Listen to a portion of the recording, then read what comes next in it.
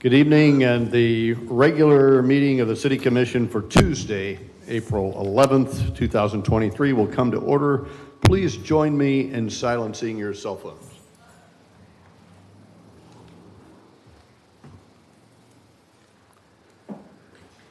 Thank you. Politics aside, the folks in Nashville and Louisville, the residents and citizens there are suffering. Please indulge me with a moment of silence on their behalf.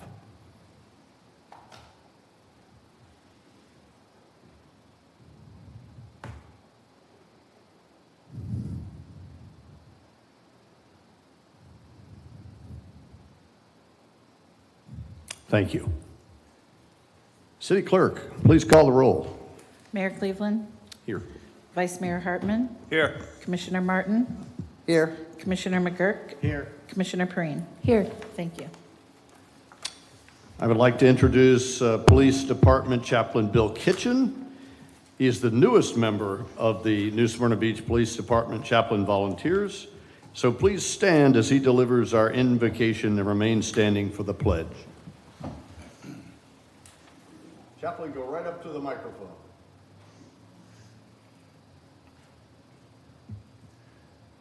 Father, we know that this is your place and this is your room, and we know that we are all your people. Help us to act worthy of what you have for us. Father, I thank you for the people, the men and women up here who stepped up to the plate for this community. And I thank you for their time and their worries and their thoughts.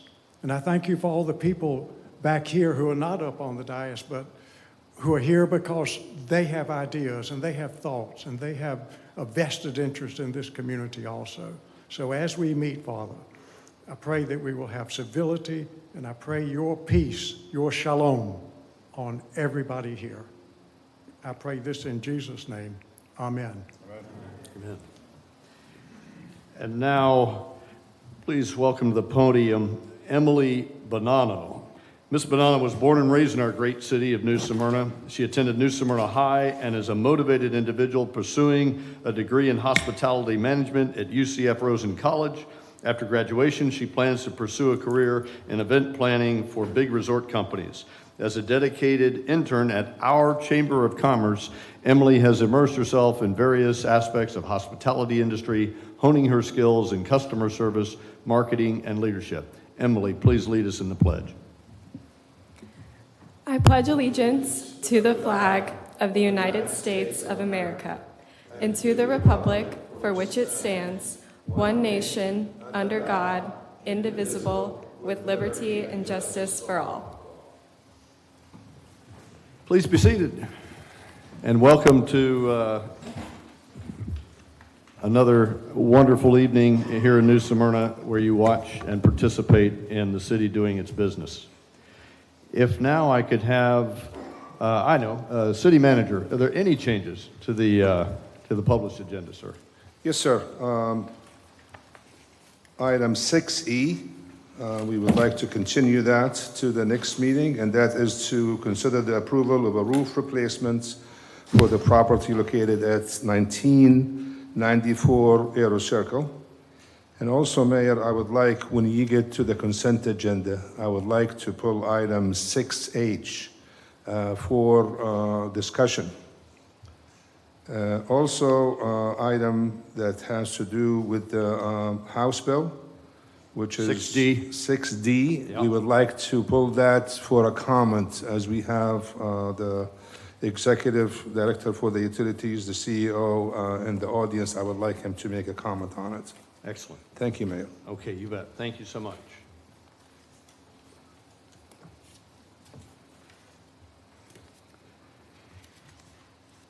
At this time, I'd like to invite Chief Feldman and Sergeant Josh Holloway to join me and the City Commission at the podium.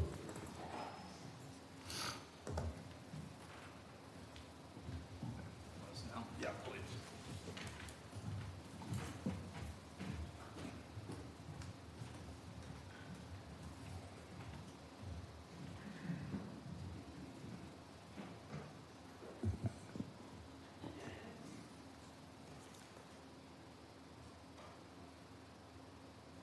This is a citation for excellence.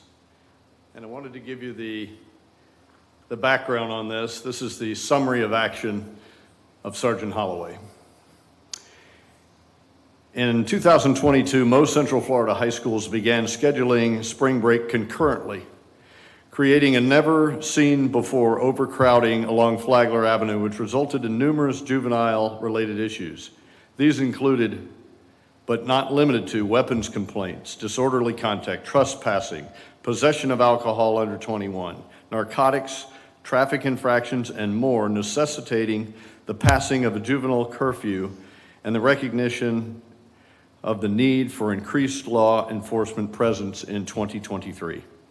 Sergeant Holloway was tasked with the development of an operational plan consisting of coordination and development of a command post, surveillance technology, multi-agency cooperation, and the full scope of our police department's resources. He managed the event and the equipment, the officer assignments, and contact with outside agencies and their personnel.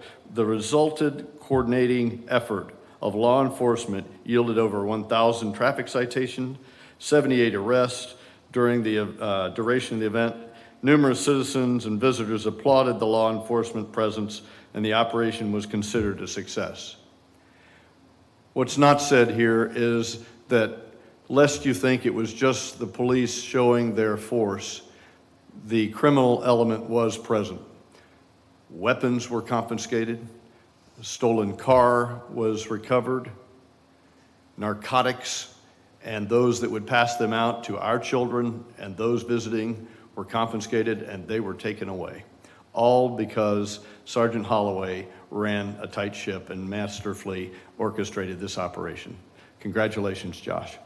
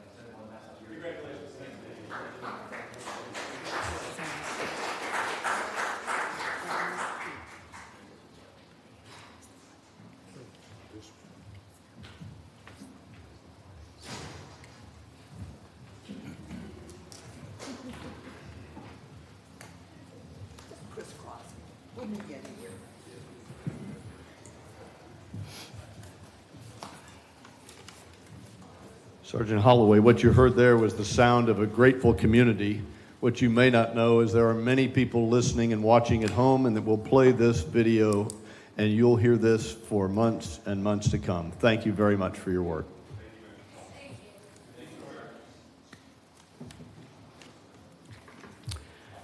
Does the city manager have an update for the crowd? Yes, sir. Thank you, Mayor. Under the CM reports, I have asked at the last City Commission meeting regarding the traffic light at Peninsula and Flagler.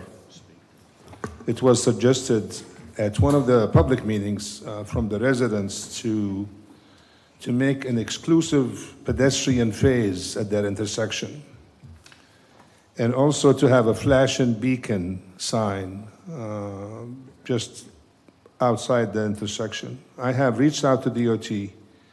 DOT is willing to do the exclusive pedestrian phase at no cost to the city. However, the flashing beacon sign, that would be at the cost of the city, and the cost is extensive. I mean, it's over $30,000. So they're asking for us to send a letter to them saying it's okay for them to do the exclusive pedestrian phase. And I just want to warn the commission that when you do that, you will have quite a bit of complaints as a result of all traffic stopped at the intersection. But I know that residents wanted to try this, so if you want to try it as a trial and error on this intersection, I just need the blessing of the commission so we could send a letter to DOT and telling them it's go ahead, but it'll be a trial. It's not a permanent. We'll try it. If we like it, if it works out okay, we could keep it. If not, we could take it out. So I just want the blessing of the commission to move forward with this exclusive pedestrian phase, but not the flashing beacon. Perfect. Is there discussion or a question for the city manager? Without objection, then we'll do the trial. Yes. I see consent. Thank you, Colin. Thank you. Also, a couple of notes on a couple of issues that we have, which is the noise issue for the crushing concrete and the noise issue at the avenue. As I have indicated previously, the business for the crushing concrete, they have a DEP permit. DEP go out there and they test the concrete on a regular basis.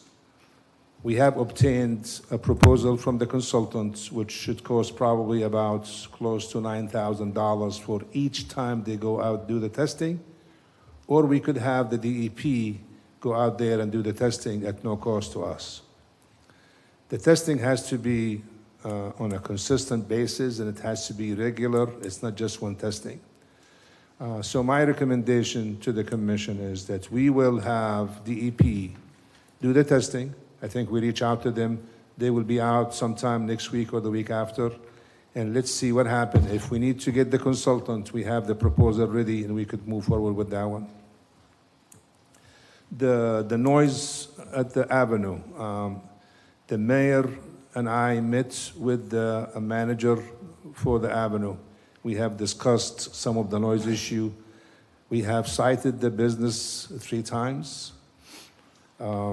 They're doing everything possibly they can at this point to minimize the noise level. But again, it's in the 3rd story, it's an open channel, it's hard to control. So they decided, according to the manager, not to have any live music during the week and only to have it on Friday and Saturday and Sunday. We will continue to work with them. On the other hand, Commissioner Martin and I and the interim police chief and the assistant city attorney met with the residents who lives across from the back on the avenue. And again, we will continue to work with him and other residents on the issue. And I know Commissioner Martin, under her business, she'll bring that, some of her suggestions to the commission as well. As everybody knows, we have the storm going out there as we speak, hammering the beach and the coastal line.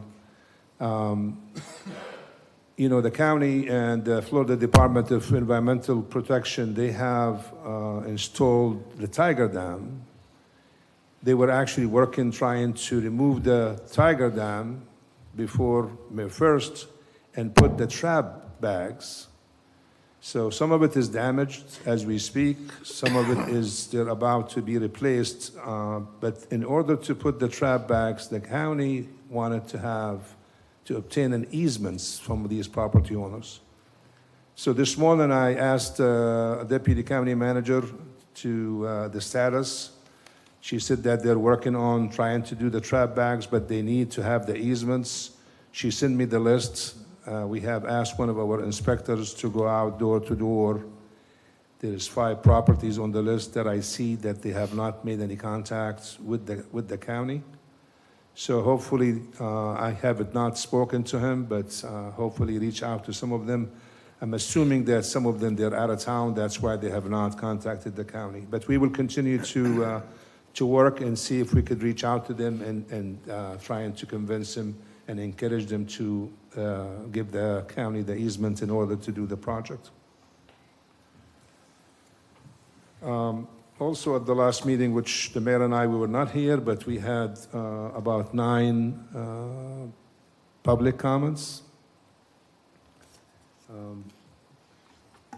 I know Commissioner Martin wanted to have this on the record, so I have this in writing for you. I'll give it to you after the meeting. Okay. One of the comments we had was talking about the youth. And they wanted to do something positive that would get the kids out of the mischief-making mind into something proactive. But at that meeting, our leisure services director was actually on the audience, and he came to the podium, and he indicated that him and his assistant have met with the youth council, trying to solicit their recommendations on youth activities, and promoted upcoming teen roller skating and dodgeball events, as well as flag football. They will continue to talk to the youth council and see what other activities might happen. There was another comment about the Spirit of Water Conservation Month proclamation, and he urged commissioners to have developers pay for environmental impact fees studies before breaking ground and charge additional environmental impact fees. Well, that's a. He also made another comment, suggested that leisure services sell $10 tickets for dance night and take teens bowling to keep them creative and not destructive. And this is his comment. And then he's saying currently the city charges impact fees for construction. Or I'm sorry, this is our response. We do charge impact fees for construction. We have impact fees for police, fire, and also for the leisure services. I'm not sure what the legality on the charging the environmental impact fee. We will look deep down into it. I have not seen any other agencies charging environmental impact fee that I'm aware of. But we will look into it and report back at the next city commission meeting. And then as far as the youth activities that he suggested, I mean, I just mentioned earlier about what the leisure services director has indicated. There was a comment about airport noise. This resident indicated that they've been dealing with this issue for the past 18 years and pleading to reduce airport noise. And I just want to let the commission know that most of the noise is coming from the flight school. So we have been dealing with EPIC. EPIC has the majority of the flight school at our airport. We have developed a noise abatement committee. EPIC has hired a noise abatement officer. They have developed an HR policy for anybody on their staff violating the voluntarily noise abatement, that they will give them either a written warning, and it becomes, eventually to dismiss. So they're serious about it, and we meet regularly. Sometimes I attend those meetings, Ron attends the meetings, but our airport managers attend these meetings regularly. And they developed the software and the program, and they look at the data. I mean, it indicates those airplanes where they're flying in, the time, and also the altitude. And I think they made some progress of what I've seen in the meeting. I think Commissioner McGurk, we had one of the residents in Inlet Shores fly one of the airplanes, and Commissioner McGurk was down just to kind of make sure that this software is accurate in terms of the location and where they're at. So, and I'll have Commissioner McGurk at the time, his comments to elaborate on that. So we have taken some measurements to address the issue of the noise. I don't think we could address it 100%, but I think we're making some progress. And I think at this point, we're happy of the progress we have, but again, we're having the noise updating study coming soon. So hopefully out of that study, maybe we'll have some other suggestions and options. There was a comment made regarding the curfew and praised the city staff for handling the curfew, especially the police department. Also, a comment was made regarding the parking task force and mentioned don't start back at point zero, and task force should be briefed on its predecessor comments and recommendations. The task force will be receiving, and I think the Chamber of Commerce has the documents from the previous task force, so that will be provided to all the members of the task force, and also they will be briefed on previous recommendations and discussions as well. And I want to thank the city manager the assistant city manager for taking the time and the extra efforts to work with them. He has prepared the schedule and the agenda for the next 6 months, which he'll be discussing with them at the next meeting. So thanks, Ron, for all your efforts there. Comments was made from the Housing Authority, the executive director, regarding 38 to 40 units on Live Oak that were vacated due to hurricanes. And these units were still being charged $3,000 per month for water on 2 remaining units. This being, I've talked to Mr. Bunch, it's being handled by the Utilities Commission. I don't think the Housing Authority has informed the NSP utilities of only 2 units being there, so they're working on it, and I think that would be fine.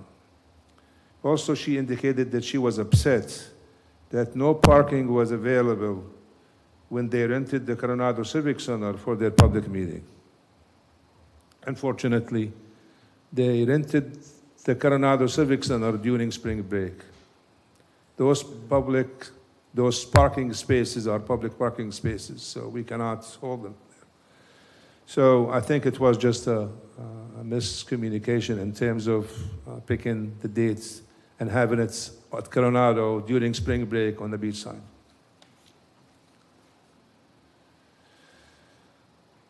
Comment was made regarding Venetian Bay. There were several comments regarding that Venetian Bay. One was hoping the parking task force will help solve Venetian Bay parking problems. Meeting hall and community space continues to be an issue. And then it says that the city allowed developer to classify a swimming pool as commercial storefront. Also, they're concerned about the village center East Architecture College dorm appearance. And then they requested the commission to host mini workshop solely focused on what's happened at Venetian Bay.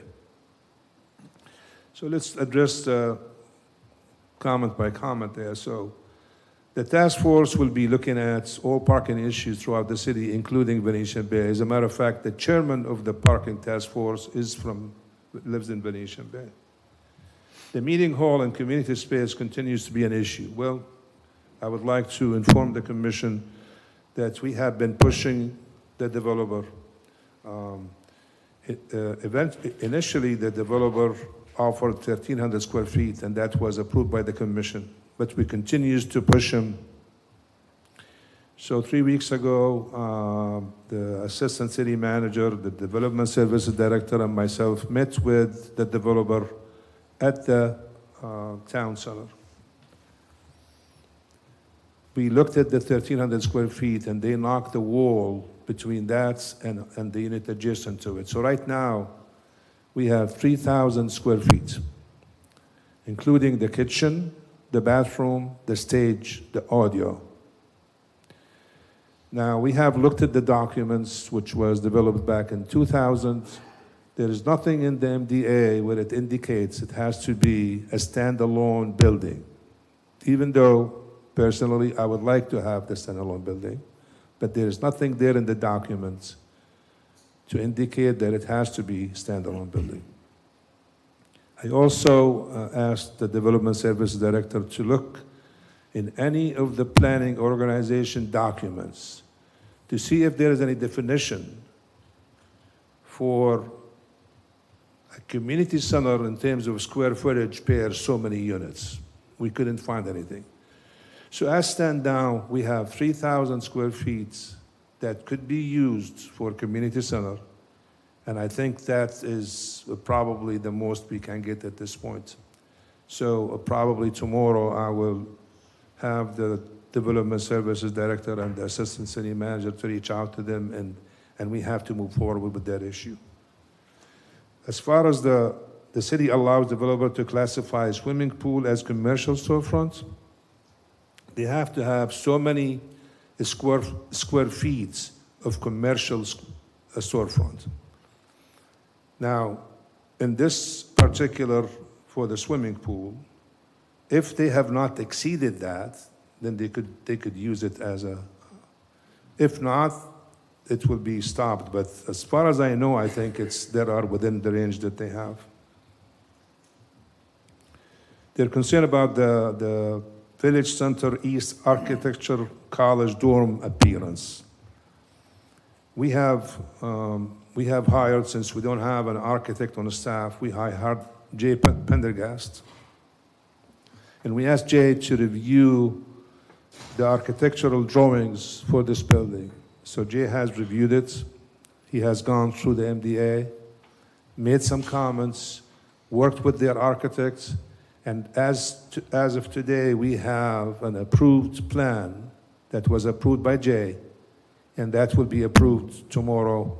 We'll give him the answer. They requested the City Commission to host mini workshops solely focused on what happened at Venetian Bay. Vice Mayor just held a town hall meeting a week and a half ago, and that was actually most of the people attending were from Venetian Bay. But if the Commission wishes to have a mini workshop solely for Venetian Bay, just let me know and I will schedule that. I'll be more than happy to answer any question if you might have. Thank you. Thank you for that very thorough report. Any questions from anybody on the dais? Khalid, I want to salute you for this technique of getting back on each and every one of those issues. It really has been meaningful. The residents and businesses are responding affirmatively. They know that their voices are being heard. A special recognition for going above and beyond to get these permits for easement so that these bag traps can be installed along our beachfront to protect those homes. That wasn't required to go out there and knock on those doors, but in your typical style, you go above and beyond. So thank you very, very much. It's now time for public participation. I'd like to kick this off by inviting the Honorable Jake Johansson, our County Councilman at Large, to come up and lead us off in the first 3 minutes.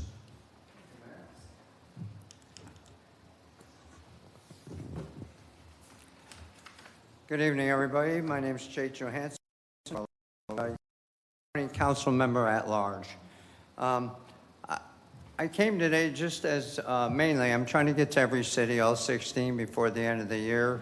They all meet on Tuesdays or Thursdays, so it'll be a challenge with us meeting on Tuesdays and Thursdays. But I want to stress the importance of collaboration, regional solutions to problems, and I've worked with Khalid before, and I know most of you. Carrie, I've arranged to meet you and spend some more time, but I think it's important that the county and the cities work together, and I want to keep our lines of communication open. Citizens, you always have lines of communication to the county between myself and Council Member Danny Robbins. One of the things I think is very important here, especially this time of year, is the coast and the weather. We've seen it, Khalid's seen it, and we're trying to get these trap bags in a timely manner before DEP shuts us down for turtle season. The turtles are already starting to come, so it's already starting to be an issue. It's very important that we get these easements so we can remove any trash, any debris in accordance with FEMA guidelines, and we know how hard that is before we put these trap bags down. The tiger dams are starting to fail. They're starting to fail throughout our coastline. So we got to get those tiger dams out and get these trap bags in with the approved sand before May 1st or shortly thereafter. So thanks for working with us, the city of New Smyrna and the shores and Ponce Inlet and the others. The other thing that I want to bring to your attention, I know in the vicinity of New Smyrna Beach, there are 2 dog parks. The county right now is discussing opening up a third north, up by Ormond by the Sea, just south of Ormond by the Sea. Will that be advantageous to you? Probably not, but I want you to know, for those that care about dogs, care about the beach, that we're considering that in county council as well.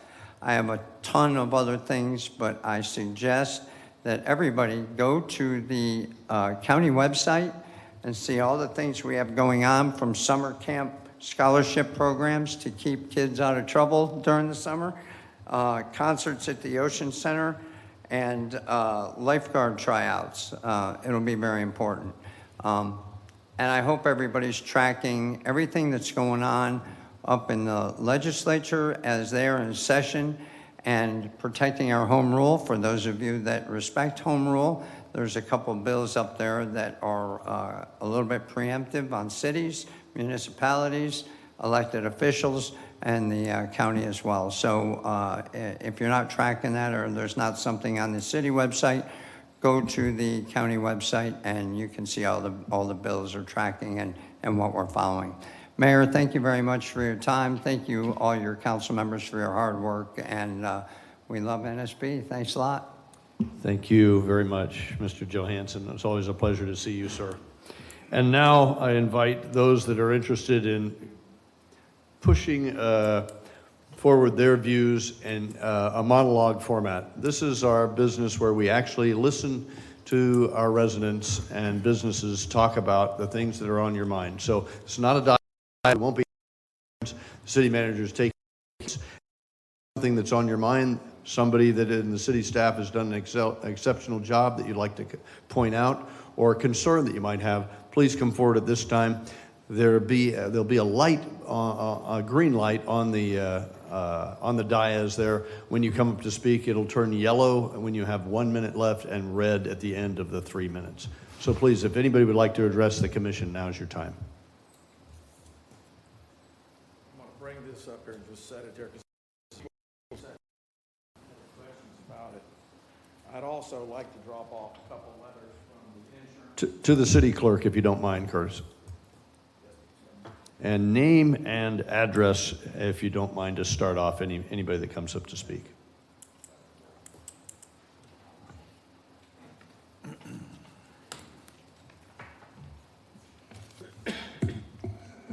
Curtis Hodges.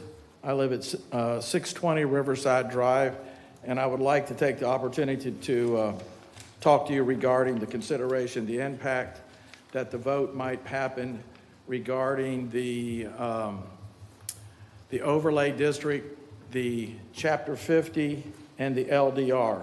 I served on the Historical Preservation Committee for about 2 years, and I was listening to one of the previous meetings, and Randy mentioned to me about, mentioned in the meeting that he wanted to have some time to consider hearing from people regarding this overlay, this Chapter 50 and all this. It has been going on for 5 years. And it's brought up, it's been considered, it's been turned down.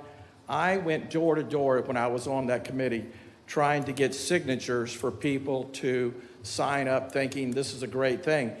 I live in that area. I think Laura and I have about 12 homes, and we are big lovers of the old homes, the historical homes. And I found out that I was big on trying to get this approved. But then whenever I found out, in one of those letters is my insurance was canceled. And it was canceled, and I go, what? It was canceled due to the historical survey that we did in the past, and it showed all the contributing structures. And my property became one of the contributing structures on that. And I have no intentions of tearing it down. I want to keep it like everybody else. But at that time, after going door to door, I found out that so many people did not want it. I don't care what you heard. I said on that meeting, I collected those, each one of the people that asked to have it, and only about 30 or 40% of the people wanted it. So I don't know how we're still chasing it down and want it to happen. That blows my mind, but that's okay. We're allowed to do whatever we want. And I also, could not believe that this letter came to me from my insurance company about 2 days after that. And I was told by one of the residents, Curtis, this won't affect our insurance. And she goes, but then I go, no, she goes, no, it will. And I said, let me see it. And what happens? My insurance gets canceled. I also served on the P&Z board, and I still do. And the same overlay, the historical district, the LDR, the lot combinations, all were brought in front of us. And it was given to us on a Friday afternoon, and we looked at it over the weekend. We came to our meeting, and during that meeting time, the room was packed full of the coalition, for somehow they all knew about it. They marched in, 30 to 50 of them, and they all just bombarded up there and sat there and began to speak and the negatives of it, and they, and the ones that wanted it. And we ended up, all the people on that board heard their cries, and they collapsed on it. Nobody on that board really understood what we were voting on. I can tell you that for a fact, because I was there and we spoke to each other afterwards. And at that time, when it was all over with, I could not believe that we passed something that should have been, in hindsight, should have been brought in front of the neighborhoods for a vote. And to hear from them, but not just the drop in the hands of the commission, the P&Z board. This is something that's going to impact the sale of your home. This is going to impact your insurance. And I really think it was such an important issue that I would love to have had the opportunity to have had it stopped. And so everybody could have had their voices heard. This is something very big. I think that's, you guys also say we should have maybe some meetings on this where people can hear it. They've already heard it. I listened to Channel 9 News. Channel 9 News said, everybody they interviewed said, hey, I don't want to see it. It sounds like to me an HOA, a part of something that I used to live in some other town, and I'm getting something that I don't want, that I didn't sign up for. So I really wish that, you guys would consider stopping for a moment and consider what you're doing, because so many people do not really want this. My time on that historical board, I promise you, maybe 40% at the best, after 5 years of working on this, they did not want this. They did not want to have no part of it. And it's really just because they just don't want to be told what to do. Thank you all very much and appreciate your time. Thank you for your comments, Mr. Hodges.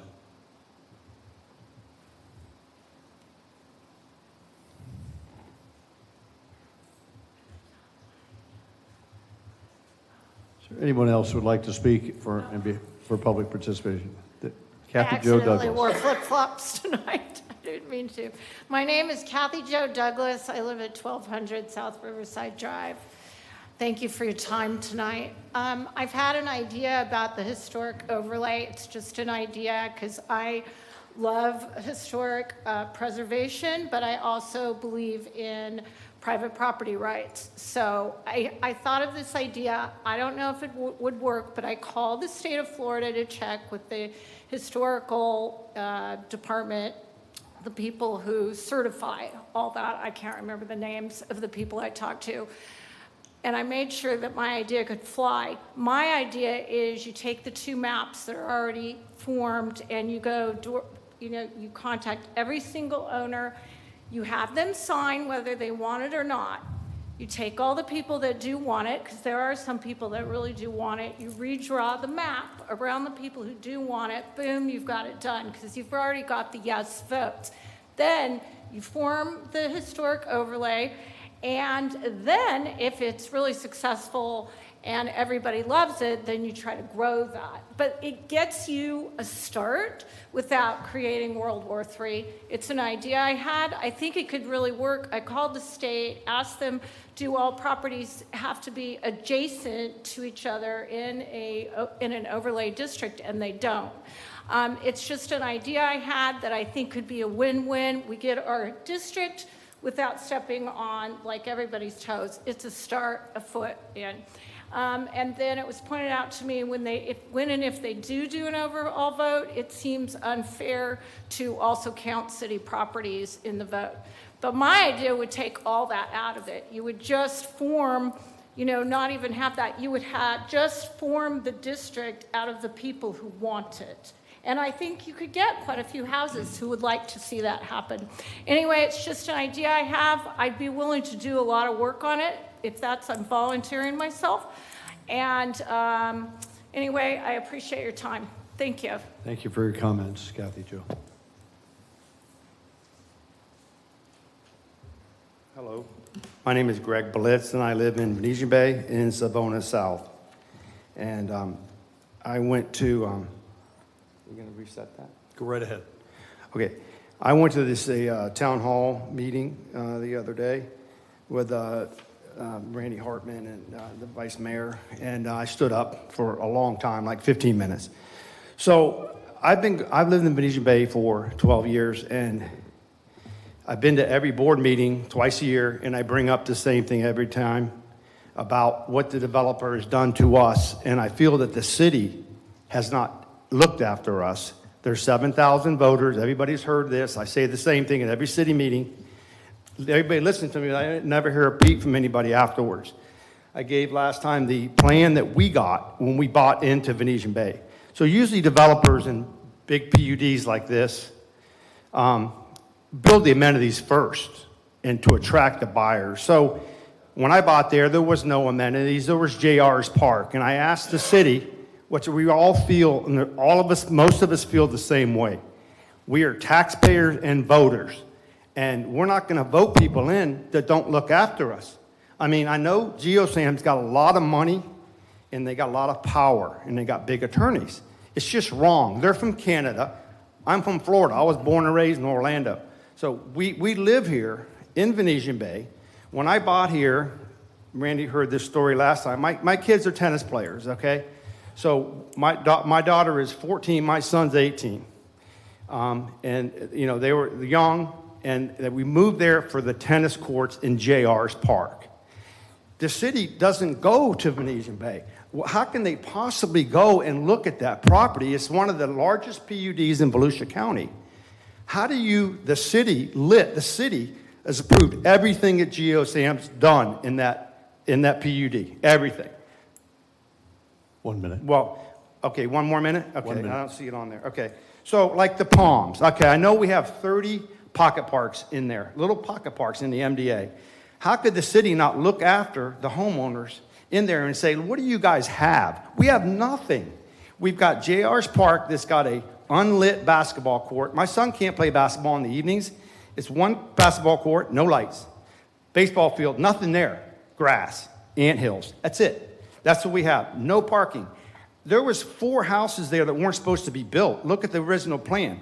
Why would you build a park? Why would Jerry Johnson build a park with no parking? I live on Pegaso. I can ride my golf cart there or walk my dog there. We have no dog parks. We have nothing there. The courts are supposed to be 2 lighted tennis courts there, 0. The Palms, you approved, the city approved for them to build a pickleball court 10 feet from someone's master bedroom window. How in the world can that happen? Thank you for your comments, sir. I appreciate it. Is someone going to talk Thank you to so me? much. Appreciate it. Okay, no one's going to. Did you hear me at the beginning when I said the city manager is taking notes? Okay. So he'll get back to you. My card is up there. If you'll take my card and reach out, because I couldn't find your contact information after the Right there on the dais, Right sir, there is on a the card. dais. Greg, what's your number, real quick? What can you be reached? It's 386-451-3708. 3708? 3708, Greg Blitz. Thank you so much. Thank you, Greg. Dr. Herman, welcome. Thank you. Good evening, everyone. I'm actually here representing the 2 co-chairs of the Charming Home Tour for this year, Joan Norcott and Sandy Shoup. And what I'm here to do is to say a lot of thank yous and to really thank you on behalf of the help and assistance that you as a city commission have made to the Charming Home Tours. I want to thank so many people, so just bear with me because I think what's really important is the tour was very successful, and it's successful because of all the support we get from you as individuals, as a commission, from the city staff, and from all of the people that are involved. There were over 400 tickets sold a week before the event. And I think that really shows a lot of support and interest in our historic homes and on the legacy that we have in our town. We're a very unusual town in that regard, and I think we have something very special here, and I want to help maintain and retain what we've got. I want to give special thanks to a number of people. First of all, to our homeowners. They are very gracious in opening up their homes and talking to people about the history of their house and demonstrating to the people coming through how they've managed to preserve and restore their homes. There's a lot of home pride in what they've done. I want a special thank you to Valerie Perrine, one of the commissioners, for opening her home graciously. People really enjoyed having that chance to see her home and the homes of all those tours, all the homes that were on the tour. I also want to give special thanks to the mayor and to his wife, Amy, who joined the ranks of over 80 docents who guide the participants of the tour through the homes and tell them about the history, point out points of interest, and so on, and so that everyone really has an enjoyable time. And what we're trying to do is really encourage everyone to think that these are very special homes that we have in our city, and you too can keep an old historic home, not without some investment of money, but as investment in any home, as you well know.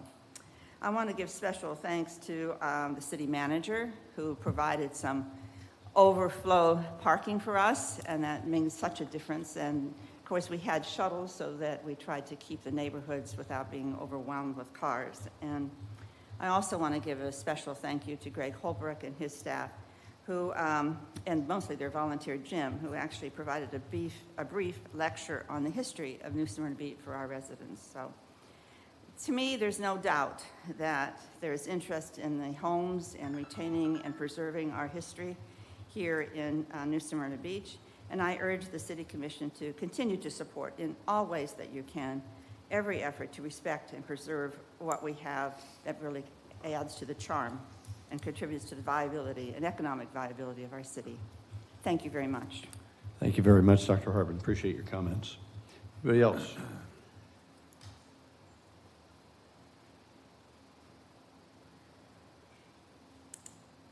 Hello, Cindy. Good evening. My name is Cindy Snezak. I live at 512 Ubon Street. It's a small issue, not an issue, but it's a small topic that I'd like to bring up with you. A couple of meetings ago, there was some sort of approval that was necessary here. I don't know if it was a zoning variance or whatever it was, and it concerned Ciao Bella, which is a very nice little restaurant at the corner of Pine and Flagler. So I remember a city staffer saying we were fine with the size of the sidewalk because it met the minimum 36-inch requirement so that people could walk on the sidewalk and not be impacted by the outdoor cafe that they have. And that all sounded good, but as we got to the busier season of the springtime, what I've noticed is, because I'm a frequent walker, the sidewalk cafe is now on the sidewalk.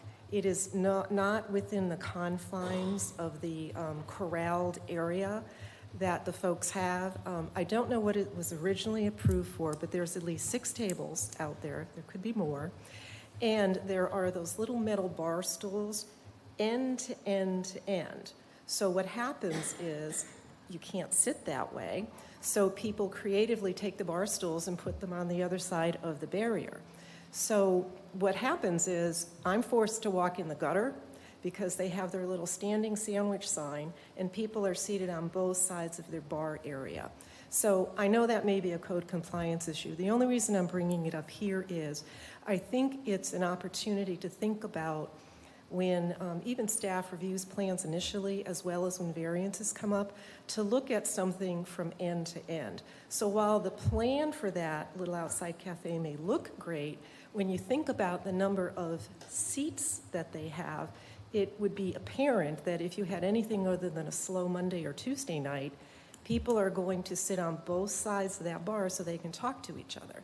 If the bar had been built with any sort of little barrier, that wouldn't happen because people wouldn't want to reach over a barrier. So 36 inches doesn't do it for those cafe issues. I can step into the gutter and walk past it, although I really don't like to do that because Pine is a pretty well-traveled street. But if I had to be pushing my brother in a wheelchair, I'd have to walk in the lane on the street. So if I fail to get those pictures attached to your email, you got them, good, because the first time it didn't work. I could take those pictures every single day. That was not a Monday, Tuesday, Wednesday, and I would see the exact same thing. So if you could kind of look at that again, but then take into account that as you look at new things coming forward, think it all the way through as to what that design really could turn into, unintentionally, but it still makes people walk in the street. Okay, thank you. Thank you so much. Appreciate your comments.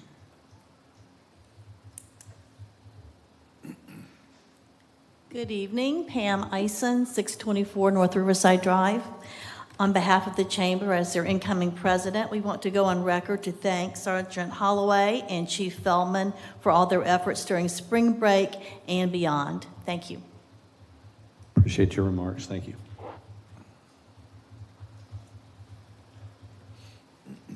Mr. McKenna. Well, good evening, friends. I'm here to invite you to the best event that you will attend in 2024. I live at 216 Normandy Avenue, and I'm not inviting you there, but I am going to invite you to the gala for the Upward Trend Foundation at the Brannan Center in January of next year.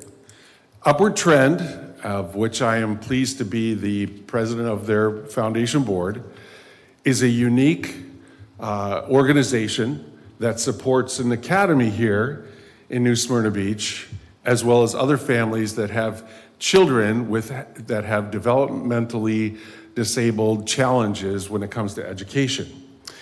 And we are going to have our gala next January, and I would love it if all of you would come and bring your significant others. Lisa, you were there last year, which is awesome. This is a tremendous organization that supports our community. And as the foundation president, it is my task to try to get as many folks as possible to come to this event. So I'm sharing this with all of you, but also all of you back here and all of you that might be watching, because we have a really, really special organization here in our community that I am pleased to be a part of, that does things for children that would be totally lost in our public school systems here in Volusia County. As good as they are, this organization does something very special. So this is my personal invitation to all of you to come, and I will not accept a RSVP that says no. So that's from me to you tonight. And thank you for all that you do. Love you guys. Thank you so much. Thank you for your words. Is there anyone else that would like to have a piece of public participation tonight? Mr. Beckwith.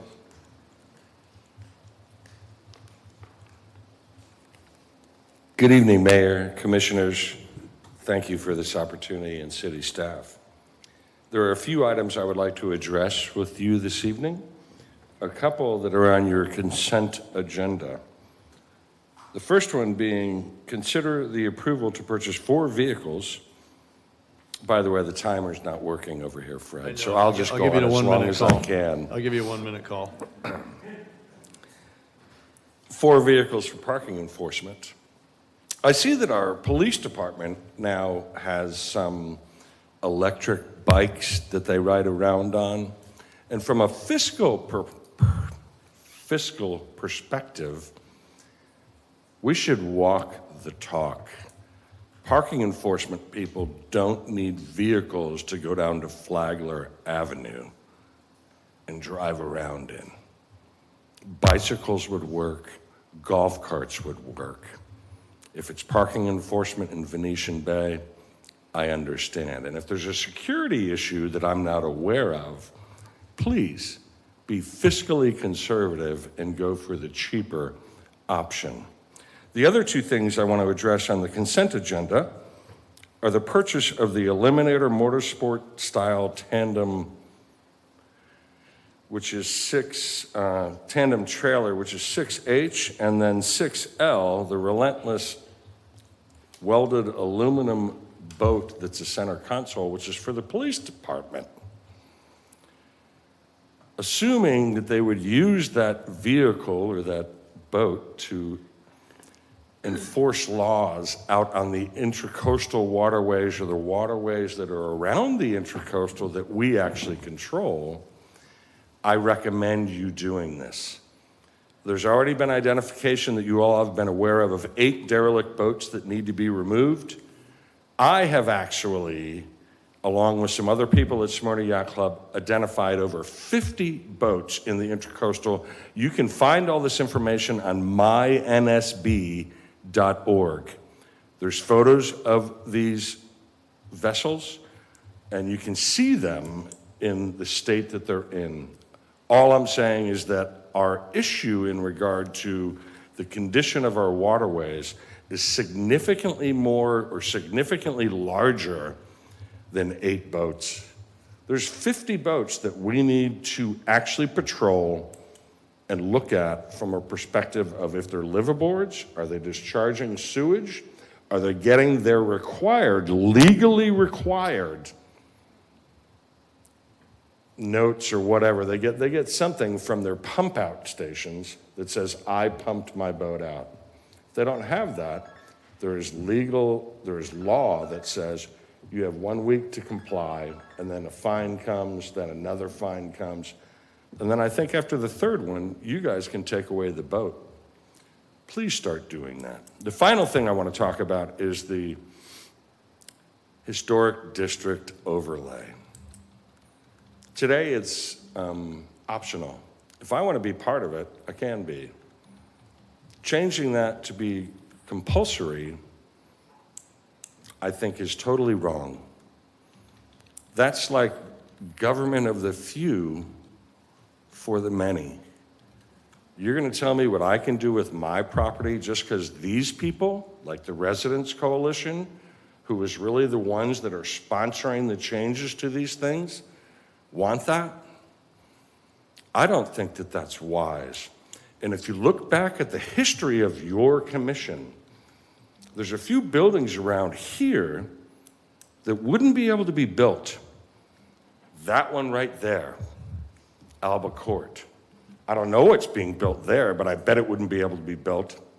The Utilities Commission building could not be built. And I question whether the Brannan Center could.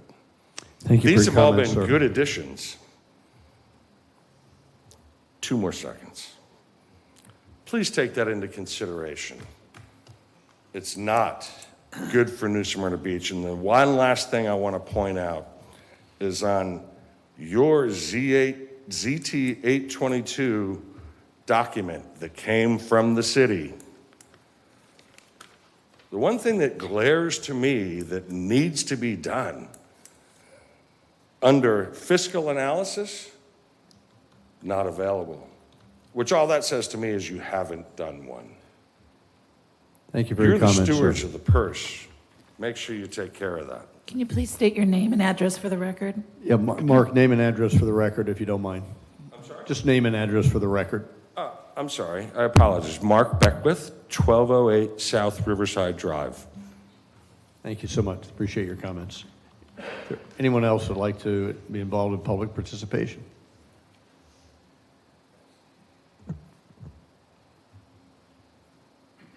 My name's Dan Rokier, live on 320 Florida Avenue.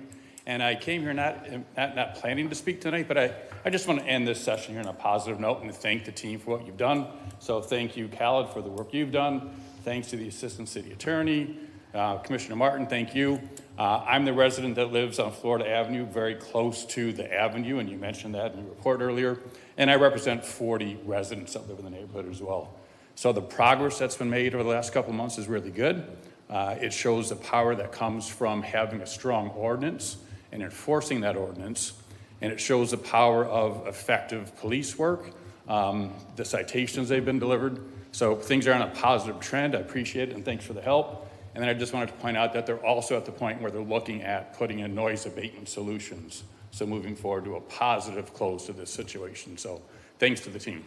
Thank you, sir. Appreciate it. Anyone else for public participation? Seeing none, participation closed. We'll move on to the consent agenda. Does any member of the commission wish to remove an item or have an item for discussion? I have right now discussing item D, pulling item E, and discussing item H. Any others from any other commissioner? I do. Say it again, please. 6B like boy, B is in boy. Okay. pull for discussion. 6L, pull for discussion, please. Very good. Okay. Seeing no others than these, Randy, sorry. I'm sorry, 6K, 6K. just for a comment. Very good. Okay, seeing that we have quite a few, I will read, I won't read them, but I would entertain a motion for 6A, C, F, G, I, J, M, and N for approval. I make a motion to approve as stated. Second. A motion and a second. Any further discussion? Madam City Clerk, please call the roll. Commissioner McGurk? Yes. Vice Mayor Hartman? Yes. Commissioner Martin? Yes. Commissioner Preen? Yes. Mayor Cleveland? Yes. Thank you. Okay, let's just go down the list here. Item B for discussion. Yes, Mayor. I would like Mr. Bunch to come to the podium and just give you a brief synopsis on this House bill. So. I think we're on B for boy. B is in boy, which is Oh, I'm sorry. rules of order. We'll get Mr. Bunch up there in a minute. Rules of order for the city commission meetings. My Anybody mistake. Is it yours? Okay, go Sure, right I ahead. pulled that one. Yeah. And this is probably just a clarification on my count. Section 8 states that any item requested to be included on the agenda shall be submitted in writing to City Hall no later than 5 p.m. 12 days prior to, being the same as the second Thursday preceding the regular meeting. And in this motion, it's asking to be taken out. My question for clarification, will this be updated and will we have a deadline besides this? Are you going to replace that? I can answer that. So the way that it's currently written, it says that the item must be submitted 12 days in advance of the next meeting, which actually falls outside of our deadline area. So we thought that if there are any citizen comments where they're requesting an item on the agenda, that when it's my time to give my report, I would record that, ask for a consensus, and then we can go ahead and place it as at commission's pleasure on an upcoming agenda for choice. We don't get that many, so. Thank you. You're welcome. Any other discussion on item 6B? A motion to approve item 6B? Motion to approve is written. Second. A motion, a second. Madam City Clerk, please call the roll. Vice Mayor Hartman? Yes. Commissioner Martin? Yes. Commissioner Preen? Yes. Commissioner McGurk? Yes. Mayor Cleveland? Yes. Thank you. Item 6D, if you will. This is Mr. Bunch's role here. And for those of you that don't have it in front of you, this is about a resolution that we would oppose as a city, House Bill 1131 and Senate Bill 1380, which limits the transfer of funds to a municipal general fund. Thank you for coming. Have you here. Thank you, Mayor and Commission. For the record, Joe Bunch, General Manager and CEO of New Smyrna Beach Utilities. I thought it was worthy of a bit of cover on this item tonight because I think it's a little unusual where a city's proposing a resolution in opposition to two state bills. So specifically, this resolution states opposition to House Bill 1331 and Senate Bill 1380. In the opinion of the League of Cities, Florida Municipal Electric Agency, many people across the state, and myself included, these bills attempt to solve local utility governance issues with a state-level solution that might impact local municipal government budgets, in our case, and as well as the regulation of those utilities. And as I understand it, they essentially evolved out of three discrepancies and long-term arguments involving Gainesville Regional Utilities, a recent court case that was resolved just last week between Vero Beach and the city of Indian River Shores, and then another case involving Miami Shores and North Miami Beach area. Specifically, House Bill 1331 seeks to place limits on transfers to city funds from municipal utilities, as well as limiting charges to customers that are served outside of the city limits or corporate boundaries as defined in the bills. Our utility, New Smyrna Beach Utility, does not charge extraterritorial charges. So to those customers we serve in the non-incorporated areas of the county, there are no charges beyond the normal charges that the rest of the utility customers pay. Some utilities add 5, 10, even 25% or more. Doesn't impact us. However, that 6% that we do transfer to the city is over $4 million. In fact, in fiscal year 22, it was $4.1 million, and I believe next to millage-based tax revenue, it was the city's second biggest contributor to revenue. So that could potentially be impacted depending on the outcome if this bill was approved. And while customers and residents may say, well, 6%, why am I paying that?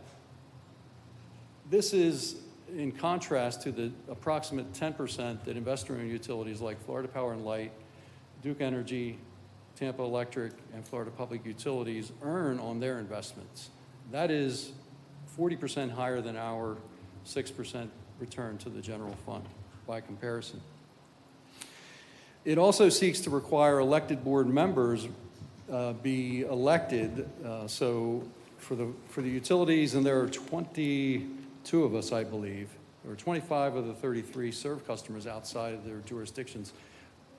Currently, only 6 of those utilities have an elected or appointed board. We are one of 6 in the state that has an appointed board or authority.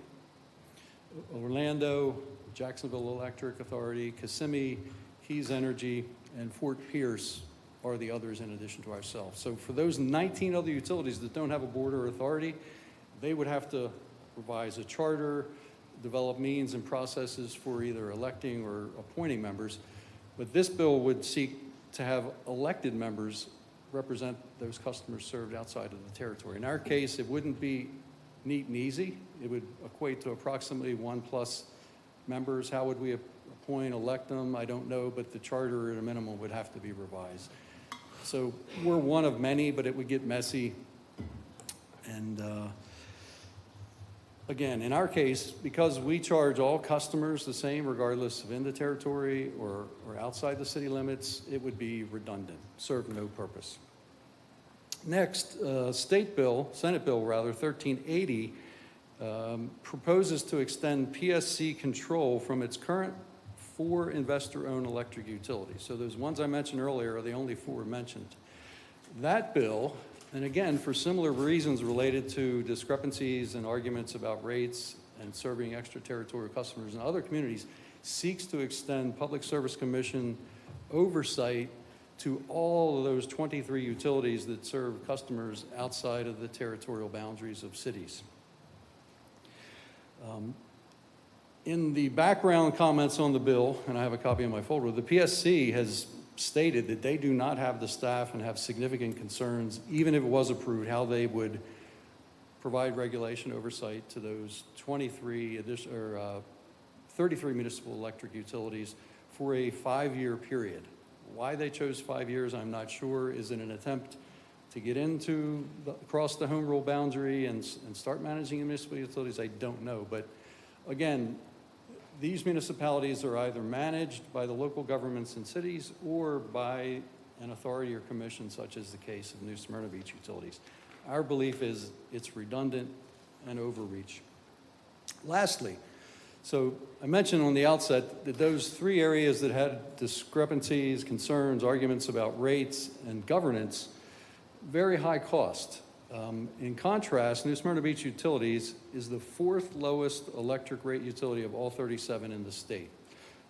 For comparison, the average residential customer, small customer, is 1,000 kilowatt hours. Our $120 bill within the state ranges between $105 and $185. So on the upper end, it's 50% higher, and some of those same utilities on the upper end also add an extraterritorial charge. So you could see how that would grow.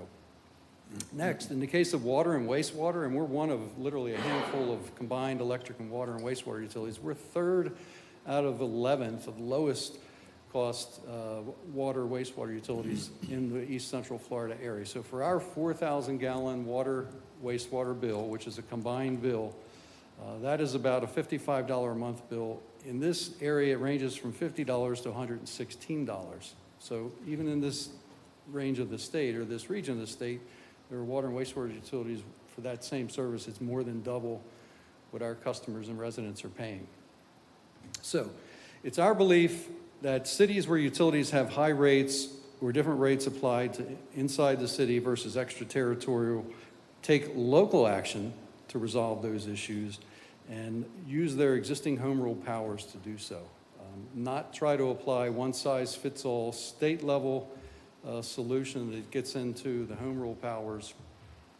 And if adjusted, things like the amount getting transferred to the general fund could impact many cities. So if you impact cities' revenue, what are their opportunities and options? Most cities only have the opportunity to go to either millage, taxes to make up for those loss of potential funds, or increase in fees. Lastly, I mentioned on the outset, the League of Cities is lobbying at the state level to try to shoot these bills down. Florida Municipal Electric Association is lobbying.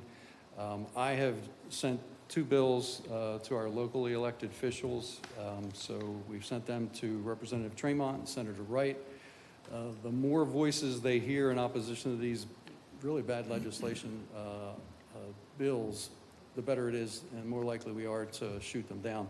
The last thing I'll say is this week, and it might be in recognition that there's a lot of opposition from folks like us, Gainesville has proposed a bill where they would create a separate authority, and the governor would appoint whatever number of commissioners or members to govern that board. So while that might be in recognition that the bills are waning support, we don't think we want to give up at this point, and our recommendation is to approve the resolution as worded.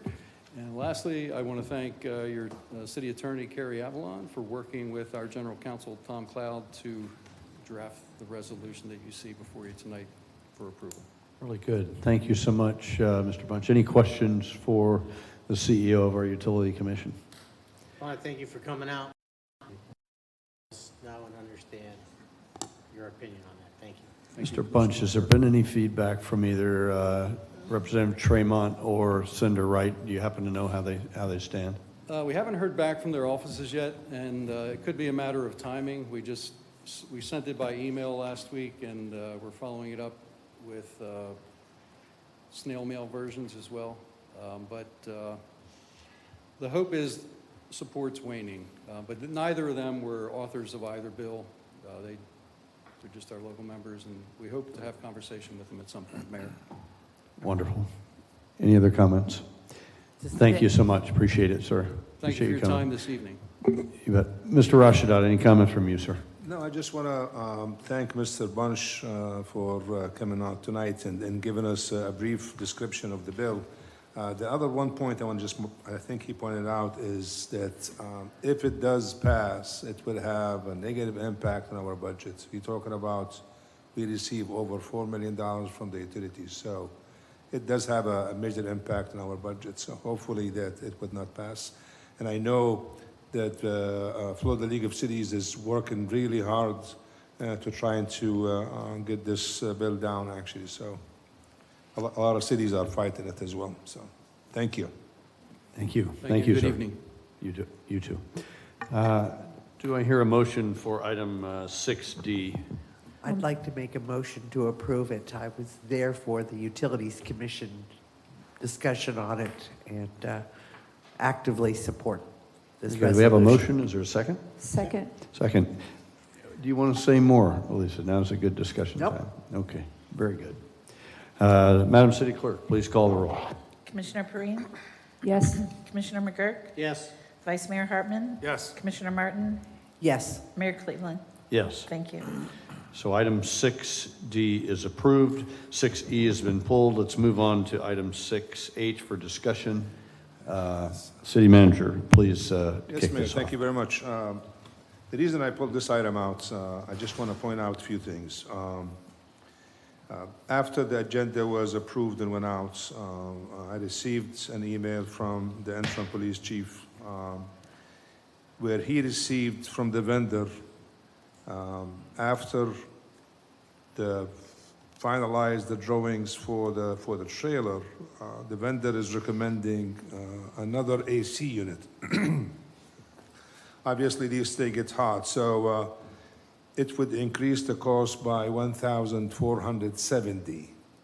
The initial cost was $74,464. And I just want to also point out that the funding for this trailer is coming out of the police impact fees. It's not coming from general funds. So I just want to make sure that it's pointed there. So my recommendation is to add this 1,470 to the 74,464 to add this additional AC unit to the trailer. I'll be more than happy to answer any questions if you might have. Any questions from any commissioner on item 6H? I wanted to pull this one for discussion anyway. 6H, and do you have some more that you I need? do. Oh, go for it. So I was hoping we could talk to Chief Eric as well, because I called him today and asked him all the questions I had, so he's prepared for Perfect. answers to my questions, so All didn't right. want to blindside Excellent. him, because No, I had no, it's several. perfect. So I'm going to start. A couple of my questions were, we have not had a command center in the past, and in our briefing, it showed that this command center is going to be used 2 times for special events, spring break and 4th of July, and that it didn't include the cost for the radios, computers, surveillance, equipment. And my other question is, where will it be parked? What kind of income are we going to lose because of the parking spots that it takes up in the place? And then the last question I had is, thank you for the success of our city being safe. And I didn't know how much you contribute to that being command center versus curfew, police presence, media, and that as a combination. What kind of impact will that be? But that's a big expense that we're going to be spending. Those are a lot bundled up there, and I'm assuming since you talked before, you've got answers We on each did. of that. Yep. Very good. Yes. Thank you, Commissioner Breen, and good evening, Mayor. So thank you first off for the call to give me a chance to prep for these questions. So I want to back up for a second and talk about incident command and the kind of professionalization of emergency services in New Smyrna Beach and why this can be paid for by impact fees. So there's no question as our city continues to grow and our population grows, the events grow. So obviously spring break was an example of that, but it is not a standalone example. You know, as the city grows, the type of special event that will likely come into the city will include concerts, jazz festivals, large capacity, crowd attended events. And incident command is not a luxury, it's absolutely required. And I'll go into that a little bit. So some of what we don't normally share, for spring break, when we say we're gonna have incident command, in this case, I strategically put the trailer obviously front and center in the Flagler parking lot, really to have a more visual deterrence effect than what I would normally do, which is typically have it kind of out of view. But that doesn't change the purpose of the trailer. The trailer is where we maintain command 24/7 during that event. In this case, we maintain command there from really 10 in the morning till about 11 at night throughout the event.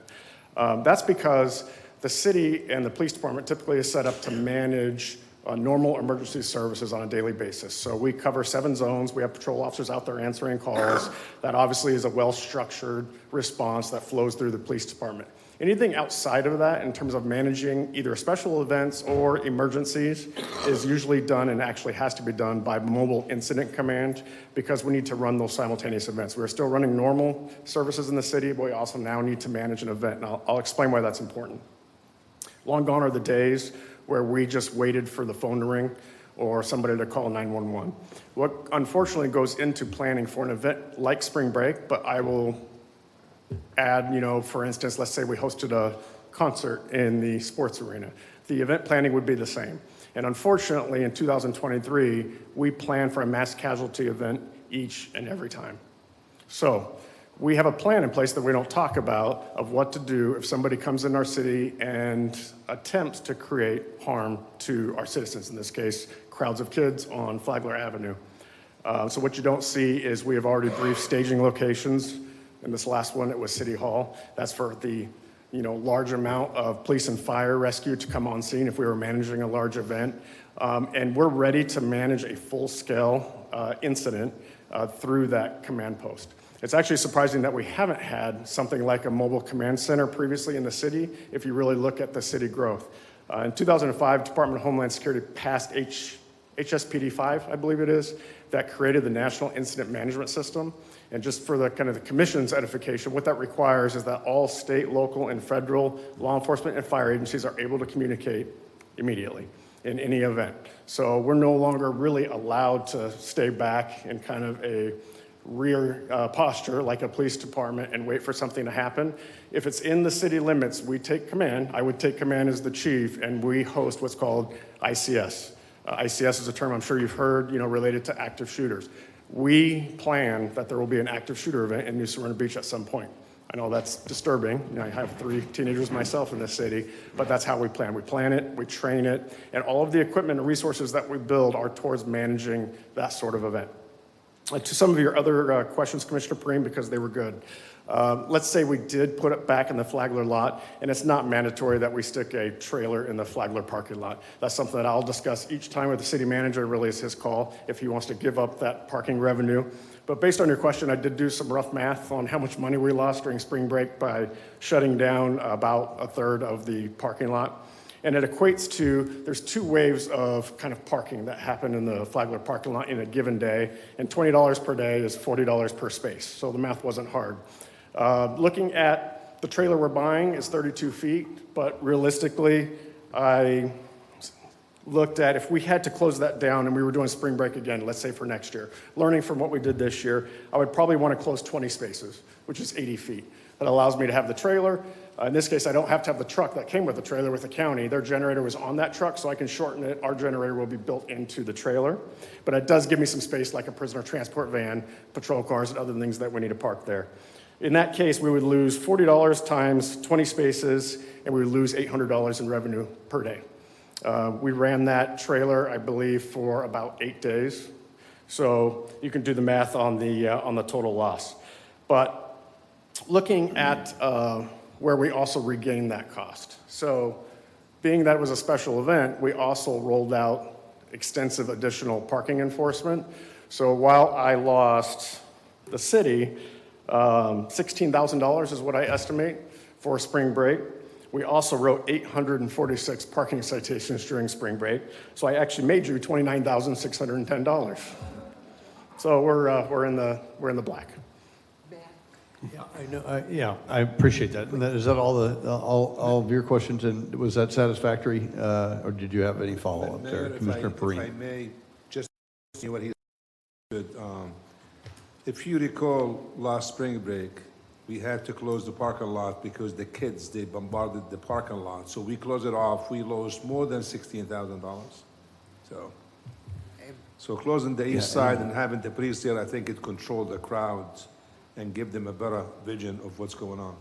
Really good. Thank you. And Commissioner Perrine, I want to get you all taken care of. I did. I think I left one question out. Yes, I had a question, and thank you for all of those. That I'm glad you came up with those numbers. The comparison of needing that command center, if we could possibly use the exit building since it's vacant, and if we could save the $100,000 from that would cost, because we're also going to have to outfit that trailer with radios, computers, surveillance equipment, and now another generator. Can we utilize the exit building for So- what your needs are? So thank you for asking that, because it is a response I want to answer. So, no, in answer, in terms of the trailer. Unfortunately, the trailer is a mobile command post that we can take anywhere in the city, so it's not just for Flagler Avenue. The generator is included in it, but I did get with Thomas and start scratching out what the IT portion of this is going to cost. We're thinking about $17,500. That was just him and I talking before the commission meeting. I will bring that. I have to wait. Once it's approved, I'll get the actual drawings finalized from the vendor, and then I'll take those to Thomas, and he can really figure that out. And that will come back to the commission for approval as a secondary item. In terms of the building on 120 Flagler, we absolutely can use that building.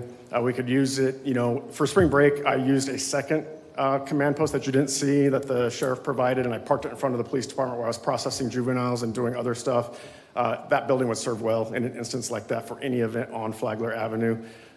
It also, we're doing a good job recruiting. We have, I think now we're up to 9 officers just in background wanting to come to New Smyrna Beach. We're getting applications every single day. So I'm very hopeful that within a short amount of time, we're going to be able to staff a full directed patrol, which think about, permanent bike patrol officers on Flagler. So going towards that end, kind of addressing some of the needs of both our tourism and our business owners and residents, it'd be great to have a place for those officers to kind of duck into and get out of the heat, write reports, et cetera. Thank you. Commissioner Martin? Yeah, the reason I wanted to address the parking revenue is just to remind everyone that a large number of the people who park there are Volusia County residents and don't pay anything. So it really is a minuscule loss of parking revenue. And I don't want to steal any of your thunder. Commissioner Martin often talks about the maintenance and the cost of upkeep and the cost of operation.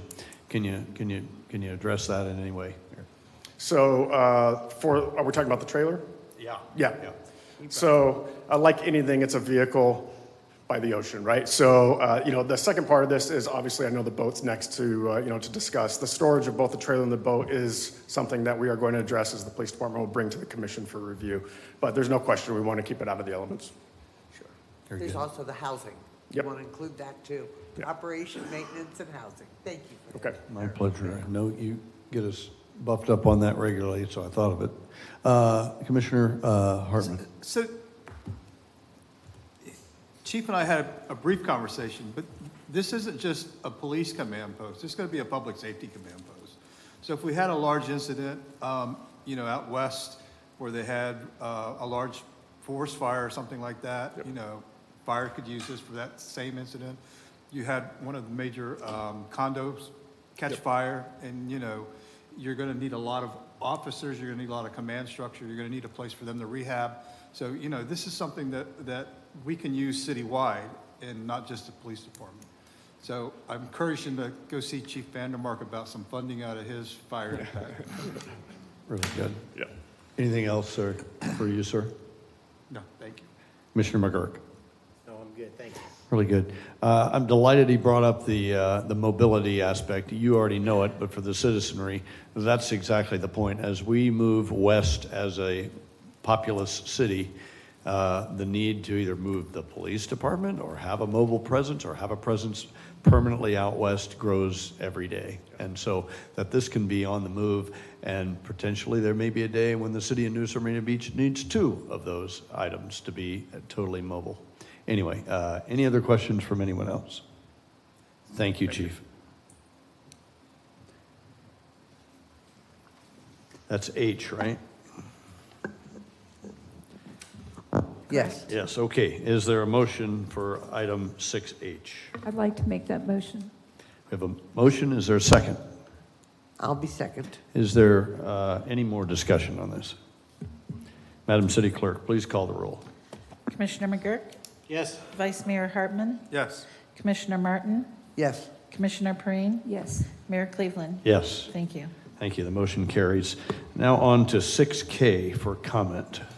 6K. So my comment is, traditionally, these things are already budgeted through the budget process. You periodically replace weapons as they get older, as they break down, and things like that. So this isn't just a one. This will, at some point in time, will play catch up through the budget cycle. That maybe in 2 or 3 years, where we would have budgeted the replacement of half of the weapons or whatever, that eventually we'll get caught up. So it's not something that's going to be new and all of a sudden. It's something that's an ongoing process that we've budgeted year after year after year, much like we do the radios. So, you know, I think it's a fantastic idea. We're going to get them all done at one time. You know, we're going to get some of the money back, you know, from the trade-ins. So I certainly appreciate all the hard work that you guys did on this, but I just wanted everybody to know that this is usually a regularly budgeted item throughout the years that we would replace, you know, on an incremental basis. So. Yeah, really good point. For planned obsolescence and for retirement of equipment, Randy, I get that fully. And so generally, you would do that on a schedule, and the chief would have this orderly process to do it over time. So this is a significant item and a significant budget item, and that, I think, is your point. Is there any other discussion about the purchase of the weapons? Motion to approve 6K. There's a motion. Is there a second? I'll second the motion. Madam City Clerk, please call the roll. Commissioner Perrine? Yes. Commissioner McGurk? Yes. Vice Mayor Hartman? Yes. Commissioner Martin? Yes. Mayor Cleveland? Yes. Thank you. Last item is 6L, 6 Lima. So I pulled that for discussion. Great, let's talk about that. I have more questions for the chief again. Good. Chief Feldman, if you'll come up. This is about the patrol vessel. So I did have the opportunity to look at the list that one of the people, Mark Beckwith, mentioned that there are 50 boats in our waterways. And I did see your list that came to us this week with the 7 that should be addressed within the next couple months, and I thank you for that. My question was brought up tonight, will this be considered an enforcement boat and the other 42 looked at? Yes. So we need to get on the water. So right now we're at the whim of FWC's operational needs, right? So we have to, Sergeant Holloway, who you saw earlier, has to, you know, cut a favor to get them to come pick them up on a boat. We can get out there. We did do that last week. That's how we came up with that number. Those are actual either submerged or partially submerged boats, which is why it's that number. I think the point, you know, made by the gentleman earlier from the yacht club, there's a considerable amount of boats that are needing investigation, right? They're either just sitting there and, you know, potentially inhabited or not inhabited, potentially are being used by transients or for, you know, drug use. We won't know that until we get out there. The one thing I've learned from talking to FWC that I think our boat is going to solve is this the identification phase. And it's also getting in front of it before the boat submerges and blocks the ICW, right? So what we bring as a police department that currently doesn't exist is the ability to use our 2 full-time criminal analysts to basically map all vessels in the ICW in New Smyrna city limits and work on the identification. So if that boat's still floating, we're already working on it. And there's other things at our disposal, right, that we can use that are already covered, you know, by ordinance or state statute to move them along. What would happen if there are homeless on one of those boats? What's the protocol for that? So we would be addressing the boat itself. So, you know, typically you can't stay in one spot for more than 10 days. So there's things that we're working with the city attorney on as we prepare to put all of our folks through training and then through additional training with FWC to focus on all of that. But we will be looking at the actual the vessels themselves, and I can tell you that likely that there's a need to use enforcement to address those boats and make it, like everything, right, less likely that they want to kind of drop anchor here on the ICW within city limits. And yes, it will be an enforcement boat. So there are you know, things in the ICW, Disappearing Island being one of them, that do need additional enforcement, or at least law enforcement visibility to deter criminal behavior. So we will be using it for those purposes as well. Thank you. Any other questions from any other commissioner? I have a couple, Chief. Yes. We're all familiar with the term neighborhood watch. Last week and over the past several months, you've met a group of folks that are waterfront and waterway watchers. Do you see a day when you actually have the means and the apparatus to have a neighborhood watch or a seaborne watch organization that actually has access to your Marine Patrol unit hotline number so that if they say, hey, there's something doesn't look right, I live here, I see it all the time, I need your help, that you would be able to actually endorse and support, or is that stuff that's in the way and you don't need their help and support? No, Mayor, it would absolutely be welcomed. I mean, community-oriented policing itself is absolutely based on participation by the community that we serve. The same would go on the waterways. We would absolutely endorse that program and look into it in the future. Really good. And I think in talking about eventually marking and getting the GPS locations, I think Mr. Beckwith and Mr. North may have already started down that path with their website and their plotting and what have you. I see a day when you have night vision goggles and you can understand what's going on in the dark of night when things are not as savvy as they would be in the daylight. And we actually have a huge presence and an interagency operation where you can get the big support that you need, not only locally but from the feds. Yeah, absolutely. Excellent. Very good. All right, thank you. Okay.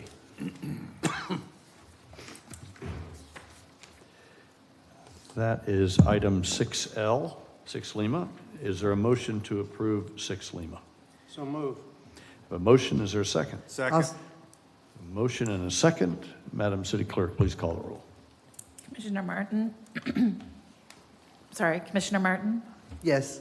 Commissioner Perrine? Yes. Commissioner McGurk? Yes. Vice Mayor Hartman? Yes. Mayor Cleveland? Yes. Thank you. Okay.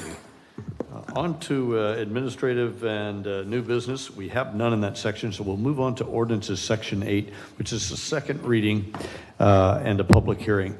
This will be a quasi-judicial public hearing conducted to consider the adoption of the following ordinances regarding annexing of property at 2237 Pine Island Drive. We will have them read separately, read together, and then we will vote on them separately. City Attorney, if you don't mind reading 1723, 1823, and 1923. Ordinance number 1723, an ordinance annexing into the city of New Smyrna Beach .44 plus or minus acres of property located on the north side of Pine Island Drive, west of Corbin Park Drive, addressed as 2237 Pine Island Drive, providing for redefining boundaries of the city, designating the property within Commission Zone 4, providing for public hearing, providing for required filings, providing for conflicting ordinances, providing for severability, and providing an effective date. Ordinance number 1823, an ordinance of the City of New Smyrna Beach amending the comprehensive plan, changing the future land use designation of .44 plus or minus acres of land located on the north side of Pine Island Drive, west of Corbin Park Road, addressed as 2237 Pine Island Drive, from Volusia County urban low intensity to city low density residential, providing for amendment of the associated comprehensive plan maps to show the area incorporated into the city, providing for public hearing, providing for conflicting ordinances, and providing an effective date. Ordinance number 1923, an ordinance of the City of New Smyrna Beach rezoning .44 plus or minus acres of property located on the north side of Pine Island Drive, west of Corbin Park Road, addressed as 2237 Pine Island Drive, from Volusia County A3A Transitional Agriculture Airport Overlay and R4A Urban Single Family Residential Airport Overlay to City R2A Single Family Residential Airport Overlay Zoning District, providing for conflicting ordinances, providing for severability, and providing an effective date. Thank you very much, Madam City Attorney. We will now hear from the city senior planner, Bob Mathan is here. Do you have a report, sir? Yes, Mayor. So the property owners have requested the voluntary annexation, a small-scale comprehensive plan amendment, and rezoning from Volusia County future land use designation of urban low intensity and Volusia County zoning designation of A3 transitional agriculture and R4 urban single family residential with an A attached for the airport height notification zone,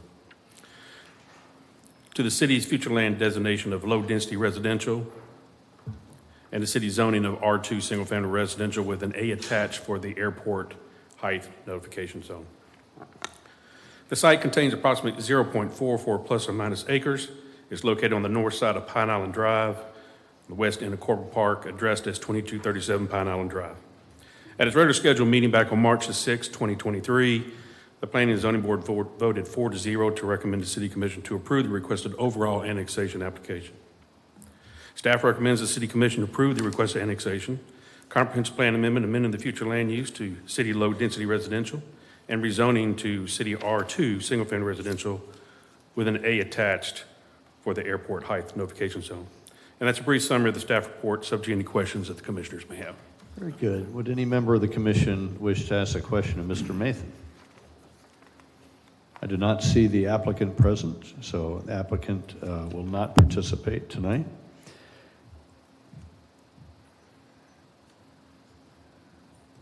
Any member of the public? There are no members of the public physically present in the room to testify in favor of. Bob, you've cleared the room. Any closing remarks?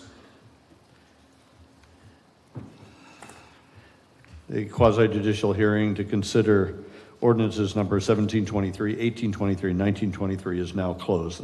The commission will now separately vote on each ordinance. Is there a motion for 1723? So moved. Is there a second? Second. City Clerk, please call the roll.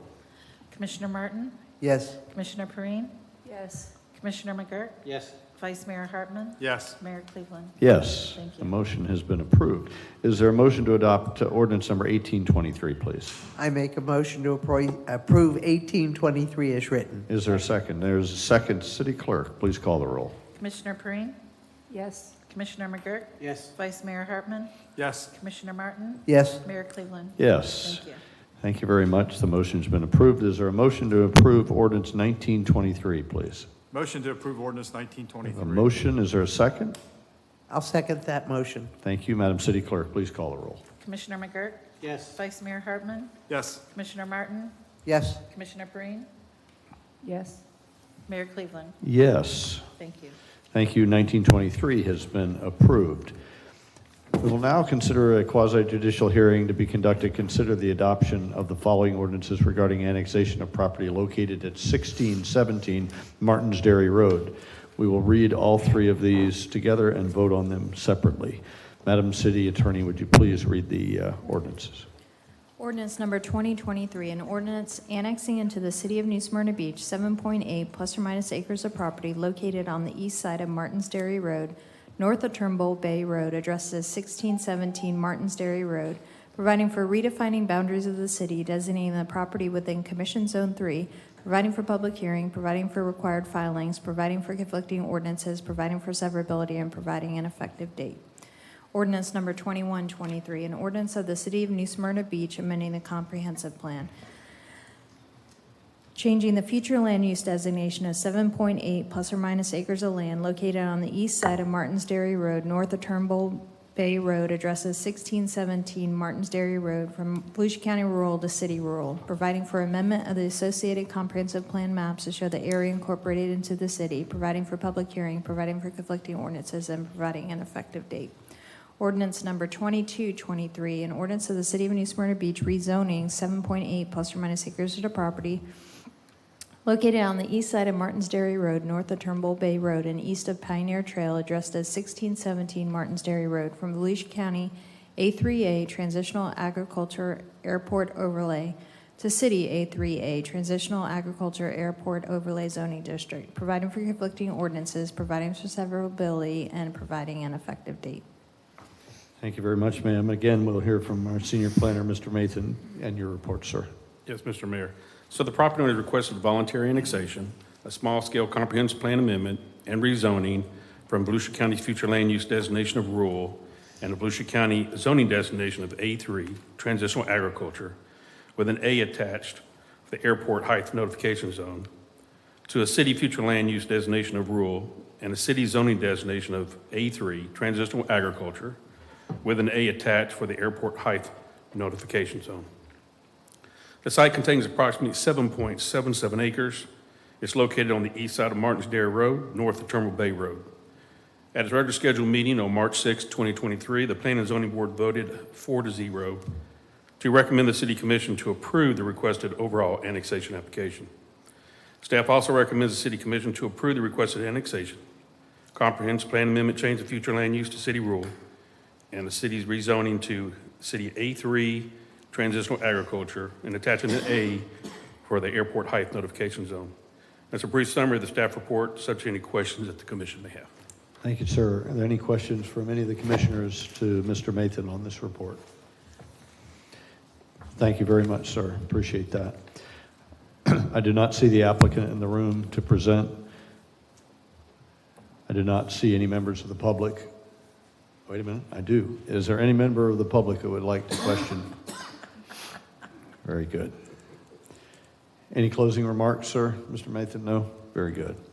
Quasi-judicial hearing for the adoption of ordinances 2023, 2123, and 2223 is now closed. The commission will now vote separately on each of these. Is there a motion for ordinance number 2023, please? Motion to approve ordinance 2023. There's a motion and a second. Madam City Clerk, please call the roll. Vice Mayor Hartman? Yes. Commissioner Martin? Yes. Commissioner Perine? Yes. Commissioner McGurk? Yes. Mayor Cleveland? Yes. Thank you. Is there a motion to adopt ordinance number 2123, please? I'll make a motion to approve as written. We have a motion for 2123. Is there a second? Second. Motion and a second. Madam City Clerk, please call the roll.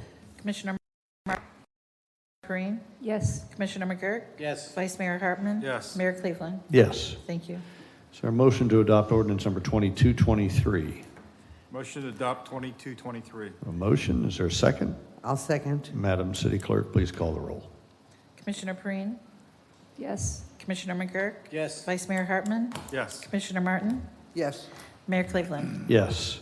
Thank you. The ordinance has been approved. There are no other items in this section. We followed the protocol perfectly, and those will stand for the record. And now we'll move on to item 10, which is boards and commissions. The Facilities Advisory Committee has an opportunity for a citizen to serve 1 3-year term. Madam City Clerk, would you give us your report? Yes. Good evening, Mayor and Commissioners. This was actually on our last agenda, and it was continued. The reason being, we had one original applicant, Katie Kaufman. I spoke with her. She's currently serving on the HPC. The resolution for the Facilities Advisory Committee does not allow dual serving on board, so she graciously withdrew her application. She recruited Nelson McDonald, who submitted an application, and there was another applicant the day after named Kyle Sawchuk. So there's 2 applicants, both residing in the city, that have applied for the vacancy on the Facilities Advisory Committee. And so it's up to its commission's pleasure if you'd like to nominate somebody, or I have ballots as well. Are there any nominations from any commissioner? Question? Yeah, I have a quick question. I thought there was a third application that had come in this week. No? If it came in this week, it missed the deadline, and we haven't seen it yet. Yeah, have not seen it. I'd like to nominate Nelson McDonald, please. One nomination for Nelson McDonald. Is there any other nominations? I'll nominate Kyle Sawchuk. Okay. Okay.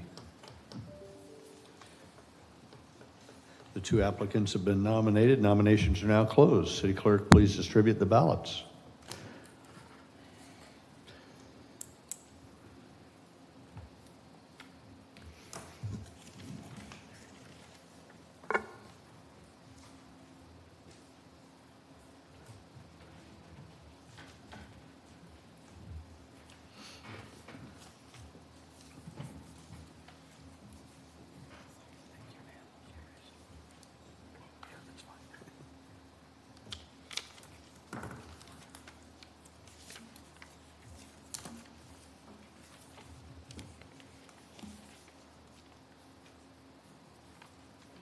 Thank you.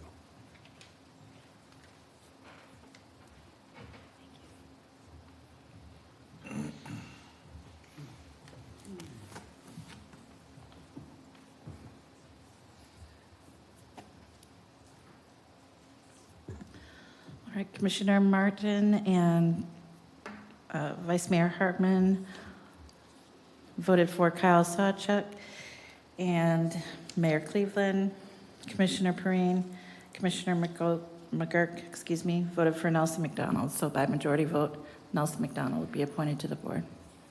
Thank you very much. Nelson McDonald has received the majority of the vote and will serve his term on the Facilities Advisory Committee ending September 1st, 2025. Congratulations, Mr. McDonald. The City Clerk office will be sending you official notification. Thank you for stepping forward and offering to serve your city. We'll move on to the final section, which is the commission reports. At this time, we'll ask each commissioner to share their reports. We'll start from my right. Commissioner Perrine, would you like to offer yours?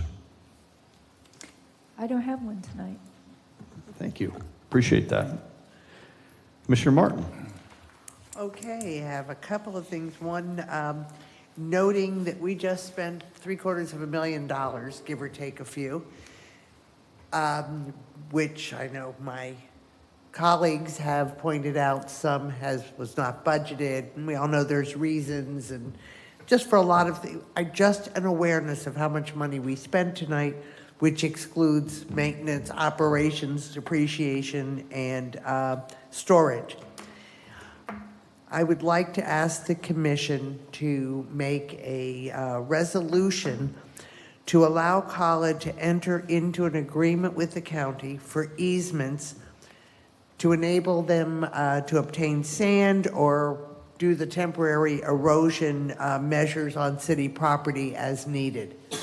This would be the replacement of the Tiger dams with trap bags, whatever sand, and the county has to have easements, and please correct me if I'm saying it incorrectly, but we need to execute easements to allow the county to do the work to protect our property. May I have a motion to approve said resolution? So say it one more time, and this will help, Okay. I think, the city clerk just be as specific as you Help can me be. clarify, please, Carrie.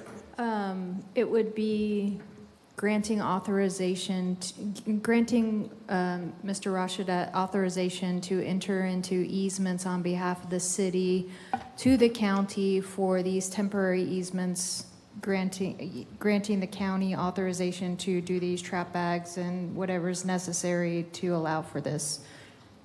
Yes, the coastal erosion, as we know, is bad before. It's a lot worse today.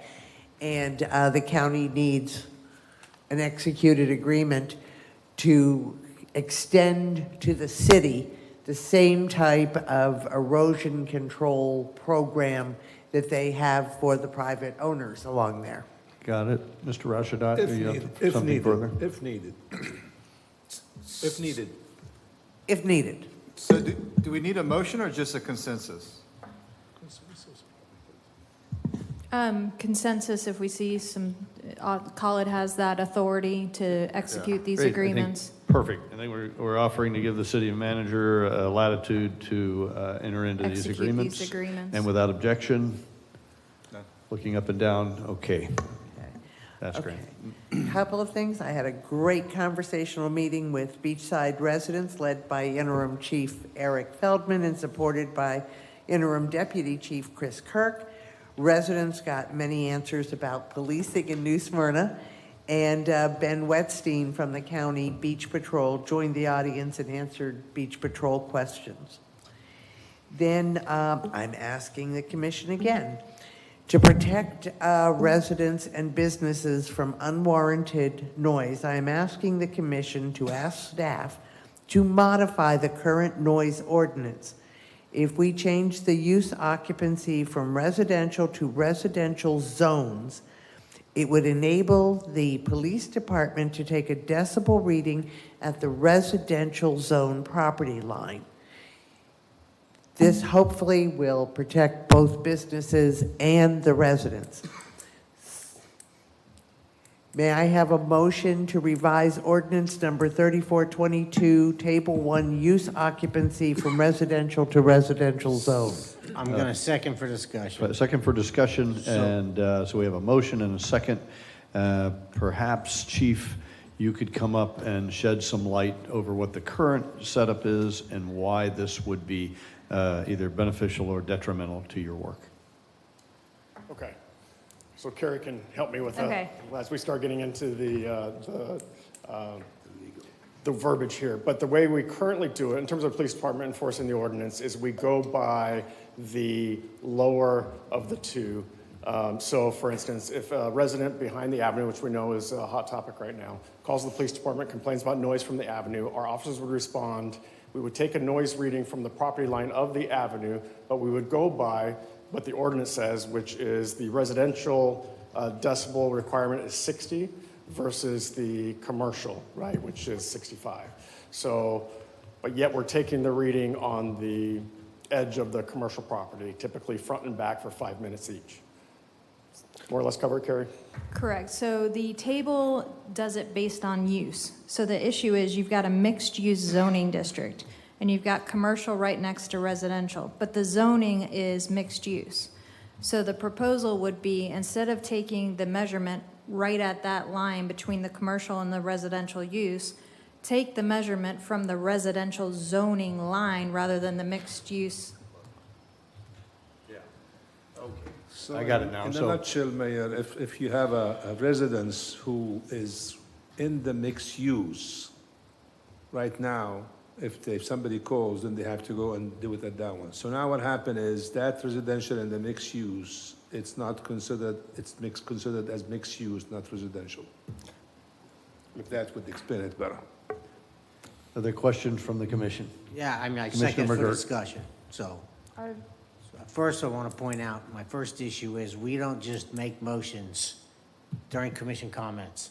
I let that one go, the first one, because it was emergency. I will allow that or accept or partake in that when there's a sense of real urgency. So I'm not going to support, first of all, anything tonight. Because I want this to come back as an agenda item. The other thing is that this is complicated. It's because, here's why. I've partaken in my time a lot of votes about creating noise requirements. In fact, I pushed much more stringent noise requirements historically. The problem is we can't anticipate all the problems. You throw a rock, it's the ripple effect in the pond. I don't understand the issue at hand enough to be able to make a vote on that tonight. So make a long story, so there's not a lot of discussion tonight, and to make so I don't make a long-winded speech on this, I simply cannot support any change or making a motion tonight. I need a lot more information to make sure I understand, and that we can look at how changing it tonight will affect. With respect to the avenue, we're gonna have to figure out some balance here. I mean, you've got a person who chooses to live next to a commercial district, literally touching. So the homeowner shouldn't have to have some undue, unreasonable noise, but the business should not necessarily be held to also an unreasonable expectation to someone who may be touchy about noise and bought a home adjacent to, literally next to, a commercial district. So my point is, I'm just gonna have to understand this issue before I vote on it, and it's gonna have to come back as an agenda item.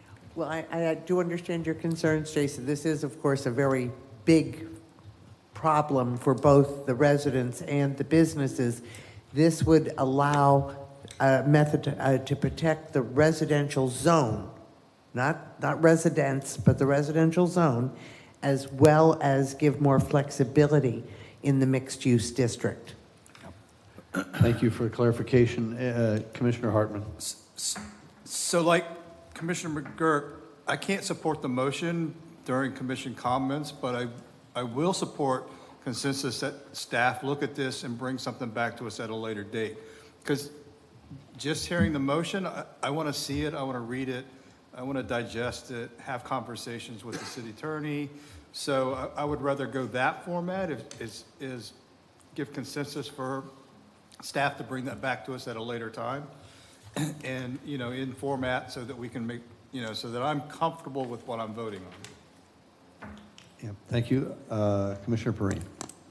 So when we do things like that and we change it for the whole city, it would impact other areas as well.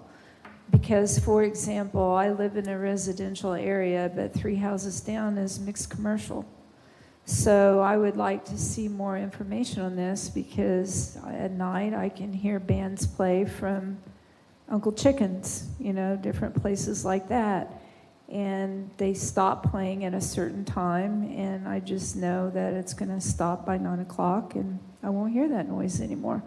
But the impact of a zone versus taking the noise decibels from a resident or a zone of a line, where is that in other locations? Because it would definitely impact my neighborhood as well. So I would like to see more information based on the attorney and it come back on agenda item. Thank you for that comment. Is there anybody else that has a comment before I offer mine? This is a protocol issue, and the wisdom of our seniors here is well received.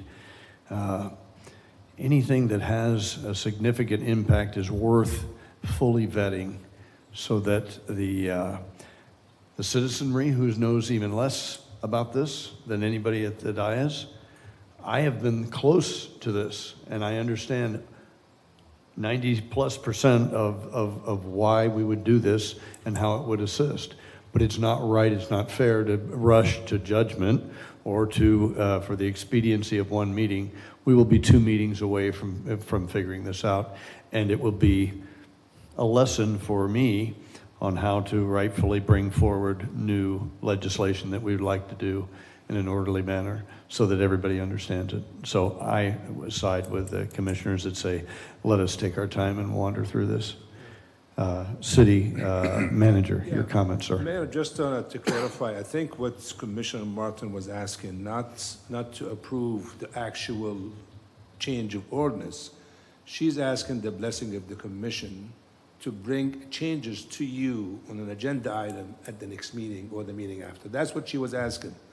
I think that's what. Totally misunderstood that, as did the other 2 commissioners to my left. So I think the motion on the table is about an ordinance sound change, decibel reading change. So I think what we'll do is we'll vote on that, and we'll have another discussion about what to bring forward. Any other discussion? City Clerk, please call the roll. So hold on, we're voting on simply just bringing this back at a later. No. We're going to vote on this, which I read it. I can have it read again, but I think what she meant was to have the ordinance changed. That's what I heard. bring Did it I get back that? on the agenda? City Clerk, did I get that right? It was for the first one, you have a consensus. For the second motion that Commissioner Martin made, it was to have staff bring it back onto the agenda. That is what the motion was for, is for my understanding, correct? The motion's to bring it back. That's different. Commissioner Martin, how would you feel about, under administrative items, a discussion item with a proposed ordinance with maps, legal working with planning staff to get some maps showing zoning versus all of that, so you all can discuss it? Sounds good to me, and I know the other aspect is we're trying to make it easier for the police department to And enforce police, it I'm sorry, equitably. I left them out of the equation, my apologies. We want to make it a very equitable and easy enforcement. Okay. City Clerk, please read, or City Attorney, please read the motion so that we're all very clear on what we're voting for. A motion to direct staff to bring back a discussion item at a meeting convenient to the contributing departments to discuss a proposed ordinance change to allow for easier enforcement that balances the interests of both residents and commercial businesses along Flagler Avenue and other areas that may impact. Thank you very much for the clarification. City Clerk, please call the roll. Vice Mayor Hardman? No. Commissioner Martin? Yes. Commissioner Preen? Yes. Commissioner McGurk? Yes. Mayor Cleveland? Yes. Thank you. Okay, as I understand, what we've just voted for is that the staff is going to come back and talk to us about all the things that we want to know about sound, and we'll do that we'll do it in the small where we can get individually briefed, and then we can talk about it here in the dais after we fully understand it. I think that's what we had just voted for. So, Mayor, if Yes, I sir. may, I'm not opposed to doing that. I'm just opposed to bring motions before the dais during commission comments, because it was mutually agreed before that that was not the time or the place to do that. We could do it by consensus. So that was the reason why I voted no on that. I support the idea. I support it coming back. So that was not the issue. It's just the fact that it was a motion. I like that. Without objection, is there consensus amongst the five of us that we will not bring motions during our comments at the end? Is that a consensus? Okay, very good. I like that. All right. Commissioner Martin, continue. Okay. Let's try to rephrase this gently now. I would like to ask the commission to ask staff for, in a future meeting, to add the following lists of prohibited businesses in the multi-use, mixed-use district, central business district. Now, the background of this is that there are businesses such as the smoke shop that I don't really think we want on Flagler Avenue. And rather than wait for 17 more to pop up, I would like to ask staff to look at expanding the list to include pawn shops, tattoo parlors, smoke shops, gun stores, and package stores. So what is the best way to word this? Just to ask staff to look at and bring back as an agenda item. Consensus among the commission for planning staff to take a look at the uses in the central business? Yeah, it's MU Central Business District. It's in Article 5, 504.02. Is the list you just mentioned all-inclusive, or are there other items? Oh, I may have missed some, but those are the ones that I know that we really don't want to see on Flagler.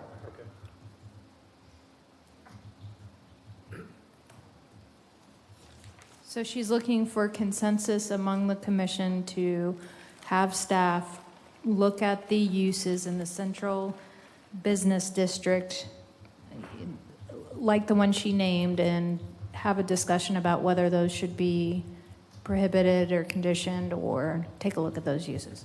I understand now, without objection. Well, yeah. Yes, sir. We have to be careful how much we start tasking staff with. This is an ongoing problem we've had. I understand where you're coming from, Lisa. I know that there's some people on Flagler who've reached out to me with some concern of some smoke shops. This starts getting very involved and very in depth, because you're going to have laws. I just don't want to I want to tread lightly on how much at each meeting we're tasking staff to do. These are big projects. This is not something small. This is more of a workshop type issue, or this is more of a long-term process, because you can't just start banning different things. There's a process to it. So I understand there's a process, Jason, but I also understand things get lost, and nothing was done prior to the smoke shop opening.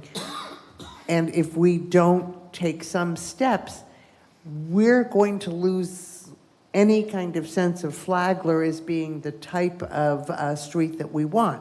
I'm sure Valley would not want, smoke shops and gun stores on Canal. I mean, there's got to be some sensibility here, hopefully. As city manager, the load that Commissioner McGurk brings up, it does not pass by me lightly, and I understand all the initiatives that you have. There's some point where you have to say, uncle, or, yep, I got that, no problem, and we need to read from you to guide us on this. I say that out of one side, and the other piece to that is, you see signs up in town already about government overreach. I'm sensitive to what the optics are about us telling what kind of shops they can open up and cannot open up. So I think we just need to be mindful of that. I happen to agree with Commissioner Martin about this particular item, this particular shop, whatever, but that's my personal opinion. It's not my Diaz position as an elected official. So if you could just guide us on when enough is enough, and then, hey, I can't get to that for 6 months, just so we don't overtax your staff. If the commission asks this to happen in the next meeting or the meeting after, I will tell you that it's impossible. So typically what happens is something like this, we're going to go back, I'm going to have probably an internal staff meeting, and also we probably have to reach out to other cities, see what other cities are doing, and then we'll probably come back to you within a few months. So it's not going to happen tomorrow, it's not going to happen the next week. Right now we have a list of projects that we're working on, including the changes in the LDR. So we'll come back to you at a later date and say, hey, we have this, staff is working on it, and give you an update on it and bring it back. My guess would be probably in the next 3 months. Commissioner McGurk. So I like what I'm hearing. I want some definition. Commissioner Martin went down a list, smoke shops, package.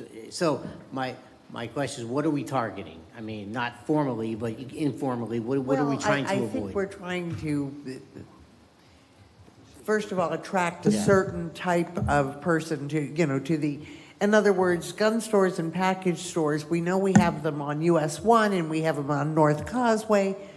What's a package store? What do you mean by that? It's where they sell bottles of liquor. Okay, so we're talking about liquor stores. And, well, I'm using the term that's used in the LDRs to, that in other locations prohibit package stores. In other words, none of these are unique except, I think gun stores and smoke shops are probably more recent than our LDRs were written, but the other items all are prohibited in certain areas of the city. Well, I think there's, so like tattoos and all that, these are all have to be either not approved or either not, or they have to be done by special exception, at least from my memory past. I get you. I don't want a bunch of head shops on Flagler Avenue. So I get you, but if this is something that staff feels that they can do, this is something that to me seems like maybe something we take a look at or tackle in the summer with a workshop or something. I get it. I understand where you want to go. I don't want to say, I'm not saying not to do it, but I want staff to be able to take some time on it. I don't want them to rush us something. We're going to get the merchants freaked out on it. They're going to, so Well, Jason, he already said July, which is 3 months in the summer. I'm looking for some clarity from staff. What exactly is your interpretation of what you're going to bring back, and when do you think a good time to bring this back to us to take a look at it would be good for you all? And would you do it at a workshop, or would you, here, I don't like solving these problems on the dais, certainly in our meetings. I love it at a workshop, but over to your guidance on how to do it. Most likely, Mayor, most likely what we'll do is, since this is going to have some impact on businesses, my suggestion would be to do it, to have either a workshop or a public meeting where we present the proposed changes and then get their feedback.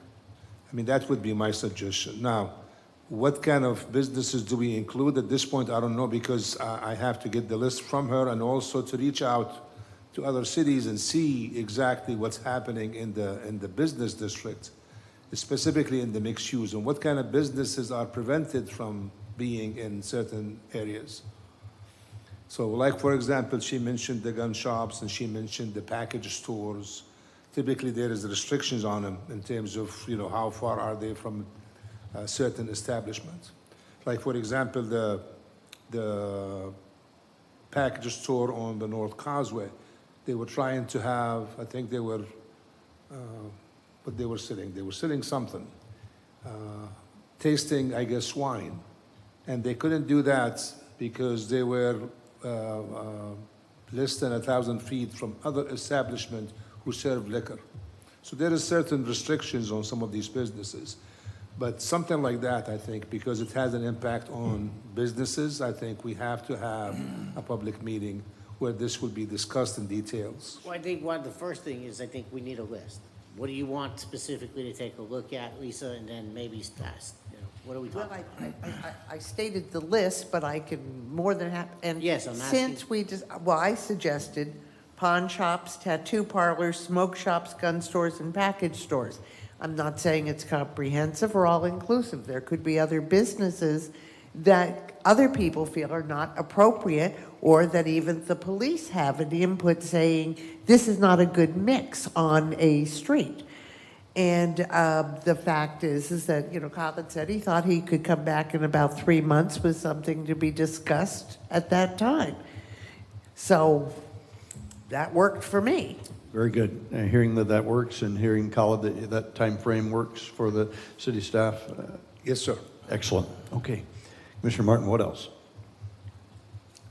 Okay, do I understand that we expect something back in about 3 months on this? We will have some type of a workshop forum with public participation, and that'll be the start of the process, not the end of the process. That's what I heard him say. Yes, sir. Okay, very good. Okay. Last comment is I'm still waiting to learn about the financial implications of spring break. There was a lot of money spent, and I'd like to know what that is, so I'm asking for that again. And other than that, I am finished. Thank you. Really good. I've had similar interest, and I understand that you're talking about a spring break expense from a police officer, presidents, that type of stuff. Well, we had law enforcement. Well, we also have to remember, we had a lot of mutual aid, so that's a time expense. We had our own overtime for the law enforcement. We had maintenance overtime, and we probably had fire department overtime. I don't know if we needed an additional insurance. I don't know what all the costs are. But even right down to somebody overtime to keep the bathrooms cleaned. Right. And the next meeting will bring you a financial impact of spring break, including all these agencies or all these departments that you mentioned. So we'll do that. Thank you so Thank much. you. Thank you, City Manager. Commissioner McGurk. Thank you, Mayor. I guess City Manager brought it up in his briefing about the airport. Try to keep this very short and sweet. If the flight schools were doing what they should be doing, we wouldn't be in this position. We had a very good meeting with Josh Schwinn, with Epic, and a few others. It went well. Since then, every day, planes fly over the neighborhoods. So that's why I say we wouldn't be having these discussions if they were actually doing what they say they do. There's a disconnect there. There always has been, and it's just getting worse. Now, that sounds bad. But I do want to point out that the last meeting we had was very good. And I believe that they're trying to work on it. But if they were working on it well, we wouldn't be discussing it. So there's this yin and yang on it. So all we can do is time will tell, and I think ultimately one of the things that the city and the commission will have to eventually one day ask themselves is, to what extent do we want flight schools being the overwhelmingly vast majority of the operations at the airport? Is there better uses to pursue? And at what point, it's like the beach traffic. You get a diminishing return after a certain point. What is that point? Is it just going to, we passed 300,000, 400,000? Are we going to pass 600,000 of operations? I think that is a discussion that the commission probably needs to have someday, not anytime soon. But what, in terms of the direction in creating the airport master plan, do we want to just be predominantly an airport where flight schools come in and use it? And it's not like, at least Epic is a business locally. Other flight schools, other places send their planes down here with no real true economic value to it. It's free, it's more or less free to them. So there's a lot of discussions, philosophical discussions that probably need to happen in the future. The other thing I'd say is, so I'm going to reach out to the police chief here.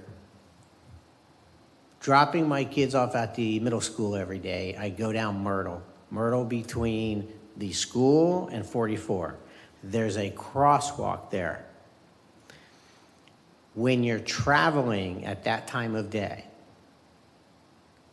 north, there's at least 3 structures in front of the crosswalk where the person would stand waiting to cross the street.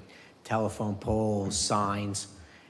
The sun creates this interesting dynamic where you can't see anything on the other side of it.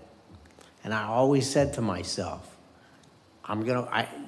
someone's gonna get killed there, and I can't believe it's never happened yet. So this morning, we were driving and we were going south, and I watched it happen. My kids watched it happen, and this woman in this SUV was driving north, and I'm watching this kid on his bike, and he just makes that little right curve turn to head into the street. And all of us were in the car going, oh my God, we're about to watch this kid get creamed, but she was able to stop just in time. Had she even just been looking at her radio. So she never would have stopped in time. She just happened to get, and she just blew, she went through, and 2 things happened. One is I don't think she actually even knew that she was supposed to stop at that crosswalk. But even if she did, she wouldn't have seen the kid coming. And the kid didn't look. So anyway, I'd be happy to show you that one. We'll drive north on it and come up to it. And you can see the difference between the sun and the shade in back of it. You can have someone standing there. You can't see it. So anyway, that's all I got. Thanks, guys. Thank you so much, Vice Mayor Harden. So we attended the opioid task force this morning, or this afternoon. And just to give you a heads up, one of the things that we discussed were alternates to the task force. It wasn't originally written in the document and the agreement, the county local agreement, but they voted today to assign an alternate to each voting member of the task force. So at some point in time, the county is going to prepare a document, come back to us for approval. And my understanding is the electeds will need to appoint an alternate to my position going forward. So I just wanted to bring that out to you so it's in the back of your minds to be thinking about that. It doesn't have to be an elected. It can be, the chief if you want him to be there, or, there are some fire chiefs that are also on the task force. And so, it's going to come back to you at some point in time.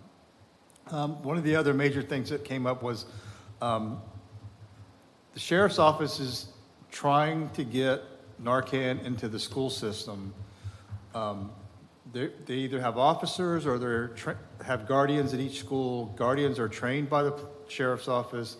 They've been trained in the use of the Narcan, how to administer it, but they're getting pushback from the school board and mainly the school board attorney. So we as a board are submitting a letter to the school board asking for them to adopt the use of Narcan in the school system. And they're encouraging each one of the municipalities also to maybe look at that and bring that forward. But I think that's going to come back to us at some other point in time from probably the county, because the county's working on the exact wording of the letter and stuff like that. So if you know any school board members, you may want to reach out to them and say, hey, look, the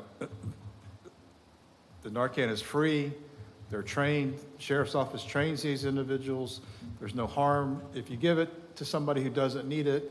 And there is no liability because they're covered under Florida statutes, under the Good Samaritan law. They passed last year where school board employees were also included in the Good Samaritan law, along with police, firefighters, and EMTs. So there is no liability, but for some reason, there seems to be some pushback in Volusia County. Could be because the only other school board that does that is Flagler County. They're the only ones that have offered to put the Narcan in the school system. And interesting, there's been a couple incidents in the last month where we've had drugs at middle schools and high schools, and so it's there. It's not necessarily the kids.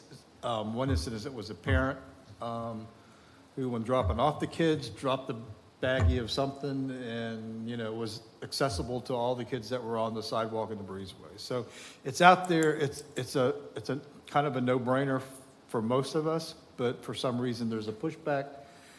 So I would encourage you to talk to your school board members and see if they can't get on board with this, because it's no cost to them and there's no liability. The other thing I wanted to bring up tonight is for our workshop in May, I'd like you to bring that time clock and give us all a class on how to work that thing. Because when you weren't here last meeting, how to reset it, how to get it to go, get the lights to work, it can be a bit confusing, and it's a distracting piece of equipment there. So maybe in May we could have a short little class on the time clock. That's all I have. Thank you. Boy, I love that idea. I think it's broken. When I start the clock, it goes to red, and I've done all the resets I know how to do. I turned it off, turned it back on. I think it may be broken, but we've got experts in the house. I'd like to thank Vice Mayor Commissioner Hartman for the work you did while I was gone to Volusia Days with the city manager. That was our opportunity to meet one-on-one with, on our behalf as a city, as a commission, with our elected, met with Representative Tremont and Senator Wright about the money that we're asking for all of our storm recovery projects, some $5-6 million, 5 projects. I learned there that other cities have lobbyists and think they do well. One of the two that I just spoke of speak out in huge favor of having a lobbyist. And then I had Senator Wright say, oh yeah, they're not worth anything. I've never seen their lobbyist in my office. So I'm still back at ground zero for knowing whether a lobbyist is worth it or not. We did, the week we were there was the week before the budget cutting was going to happen. That's now happened, and we won't know for a little while, but what you need to know is Mr. Rashadat is very well respected in Tallahassee, and when he comes into a room and speaks, people listen, and so it was great for me to learn that those techniques and dance steps while I was there. I want to commend both Commissioner Hartman and Commissioner Martin for your town halls. I was able to attend at least one of them, but the reviews have been great. They're less structured than anything else we do, and hats off to you for being able to conduct them in a meaningful way where the residents feel heard. I think that's one of our biggest missions. I attended Eggs and Issues and Eggs, sponsored by the Daytona Beach Chamber of Commerce this past week, up in Daytona, and learned much from the mayors that did speak. I was either on the agenda late or they didn't get the notification, so I did not speak on behalf of Volusia County or on behalf of our city, but other Volusia County mayors were there. One of the things I did learn is that the paucity of police officers at the Daytona Beach Police Department numbered 4 months ago about 40 short of their 240 officers, and they now number 20 short because they have increased their salaries to the highest in the county. So this is a game. This is what happens city by city. It just keeps going, ratcheting up and up. So to the chief, you're our lead. You play the game well, and we have a lot to offer other than just salaries here, but where you've gotten right now with Khalid Rashadat's guidance on how to position us perfectly is very much appreciated. The parking task force, I was able to, Commissioner Martin and I were sitting in the room. If you could see the energy, if you could feel the energy that the assistant city manager added to the room, you would really be impressed, and they love it. They loved what he was so well prepared, and they responded. I've gotten comments from them about how excited they are to be on this journey, And it's great to know that we're not starting at zero. We're going to use the work when the previous parking task force got started. I think is a very good thing. Last but not least, many of you may have listened to Fox News last night, this morning, about the reports of a violent student activity at our middle school. I had a resident or two write to me and say, "We're such a nice town. Can you believe that type of stuff is going on in our schools?" I couldn't stand it, so I called Rebecca Porter, who speaks favorably of Commissioner McGurk and being very, very helpful to initiatives she's got going on there. The truth is, she's been in the position as principal for 2 years. Fights are down. They're not fights every day, as reported by the dad who was on camera, and his daughter was either the victim or the perpetrator. It doesn't really matter. But she says it's reduced 70%, and there may be 2 fights a month is where she's at. She welcomes the opportunity to show any commissioner, and I will personally go myself for a tour. They have 2 guardians on the campus at all times, and they also have her administrative staff of 5, vice principals, assistant principals, and what have you, out and about in between classes. So I think we've got a winner in Rebecca Porter there at the middle school. And that's my report. Let's move on to the staff reports, if you don't mind. City Manager, have you got a report, sir? No, thank you, sir. Very good, thank you. City Clerk, anything further? Yes, no report, but I do have a request for directional consensus from Commission regarding your calendar management. So past practice, current practice has been to include everybody on event requests, such as ribbon cuttings, that kind of thing. So there's been an influx of event requests where I've noticed that not all commission members are receiving, and I want to continue to make sure that everybody's on the same page, so at least you have the option to accept or decline the event. Just want to know moving forward, if I receive something from an external agency, would you like me to notify all of you? That's what we've been doing, but I'd like to make sure. So historically, the commission gets notified. You know, we try to move together, go together. If commissioners can't make something, that's up to them. But certainly, the commission should know of a public event, ribbon cutting by certainly public agencies. Now, I know that the mayor here, because he's the mayor, he gets to pull the extra work because he gets a bunch of extra money, pat his pockets. So there's going to be things like some proclamations or requests where that he's going to, do that the full commission wouldn't go to. But as a general practice, any kind of ribbon cuttings and any kind of requests for elected officials should be put on our calendars, and then usually we'll text them, "Hey, you going? Hey, I can't go. Hey, you going?" But yeah, everybody, I think that's at least the way it's always been done while I was here, and I think that that's a very good practice. Okay. Any differing views on that? I bow to the wisdom of our more seasoned guys, and and please pass any extras I have on to Commissioner McGurk. Okay. Thank you very much. No, I understand. Randy does great work, but we want to share the wealth here, Jason. Okay. Mayor? Yes, sir. I just want to remind you regarding you being absent at the last meeting, so. Yeah, I think the city attorney is going to bring that. The idea is that I think it's more formal, more proper to offer in the minutes reasons why commissioners or the mayor would miss a meeting and not be too personal about it, but away on city business or on personal business. And so I'd love to reflect that in the minutes every time we do it. I think the lawyer has a better way to say it. And so without further ado, do you have a report, ma'am? What?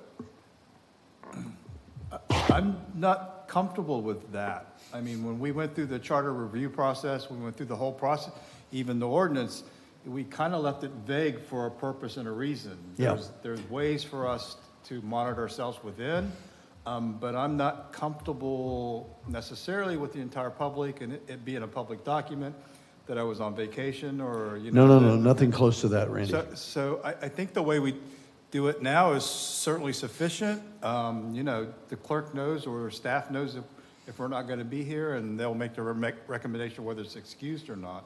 I don't think we've ever had issues with that, and I don't want to get to that detail. And it was purposely worded that way during the Charter Review Committee, not to be that specific. You know, we wanted to have some leeway with there. I think we're all professionals and adults, and I think we can deal with it that way. Doesn't necessarily have to be a part of a public record, you know.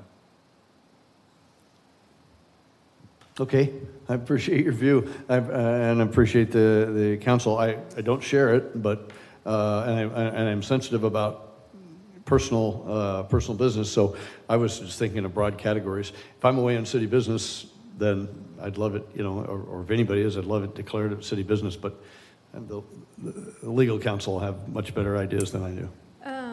Well, my suggestion would be, I mean, unless others have a strong opinion, then perhaps if you're on city business and you want the record to reflect that, you could have the clerk, you could specify to the clerk, hey, I want it in the minutes that this is city business. But I get, you know, we've talked about that in the past, the sensitivity to other issues that arise. So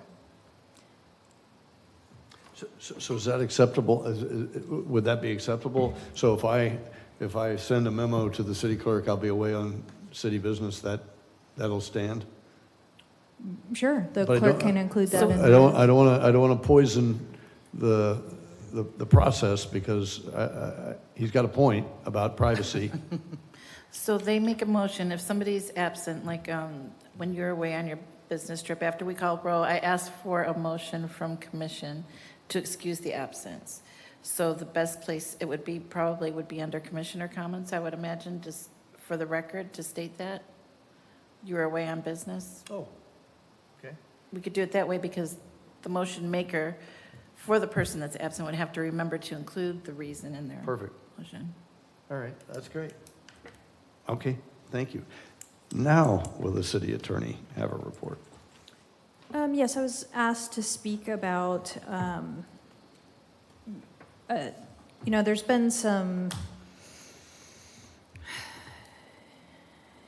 nonchalant comments about we shouldn't worry about litigation because it'll only cost us $25,000. So there's some misconceptions out there about our insurance and how much things cost us. So what we need to remember is that we are insured for certain things, and that the state, generally under the old King's Law from England, we had sovereign immunity from lawsuits. Well, the state of Florida has said,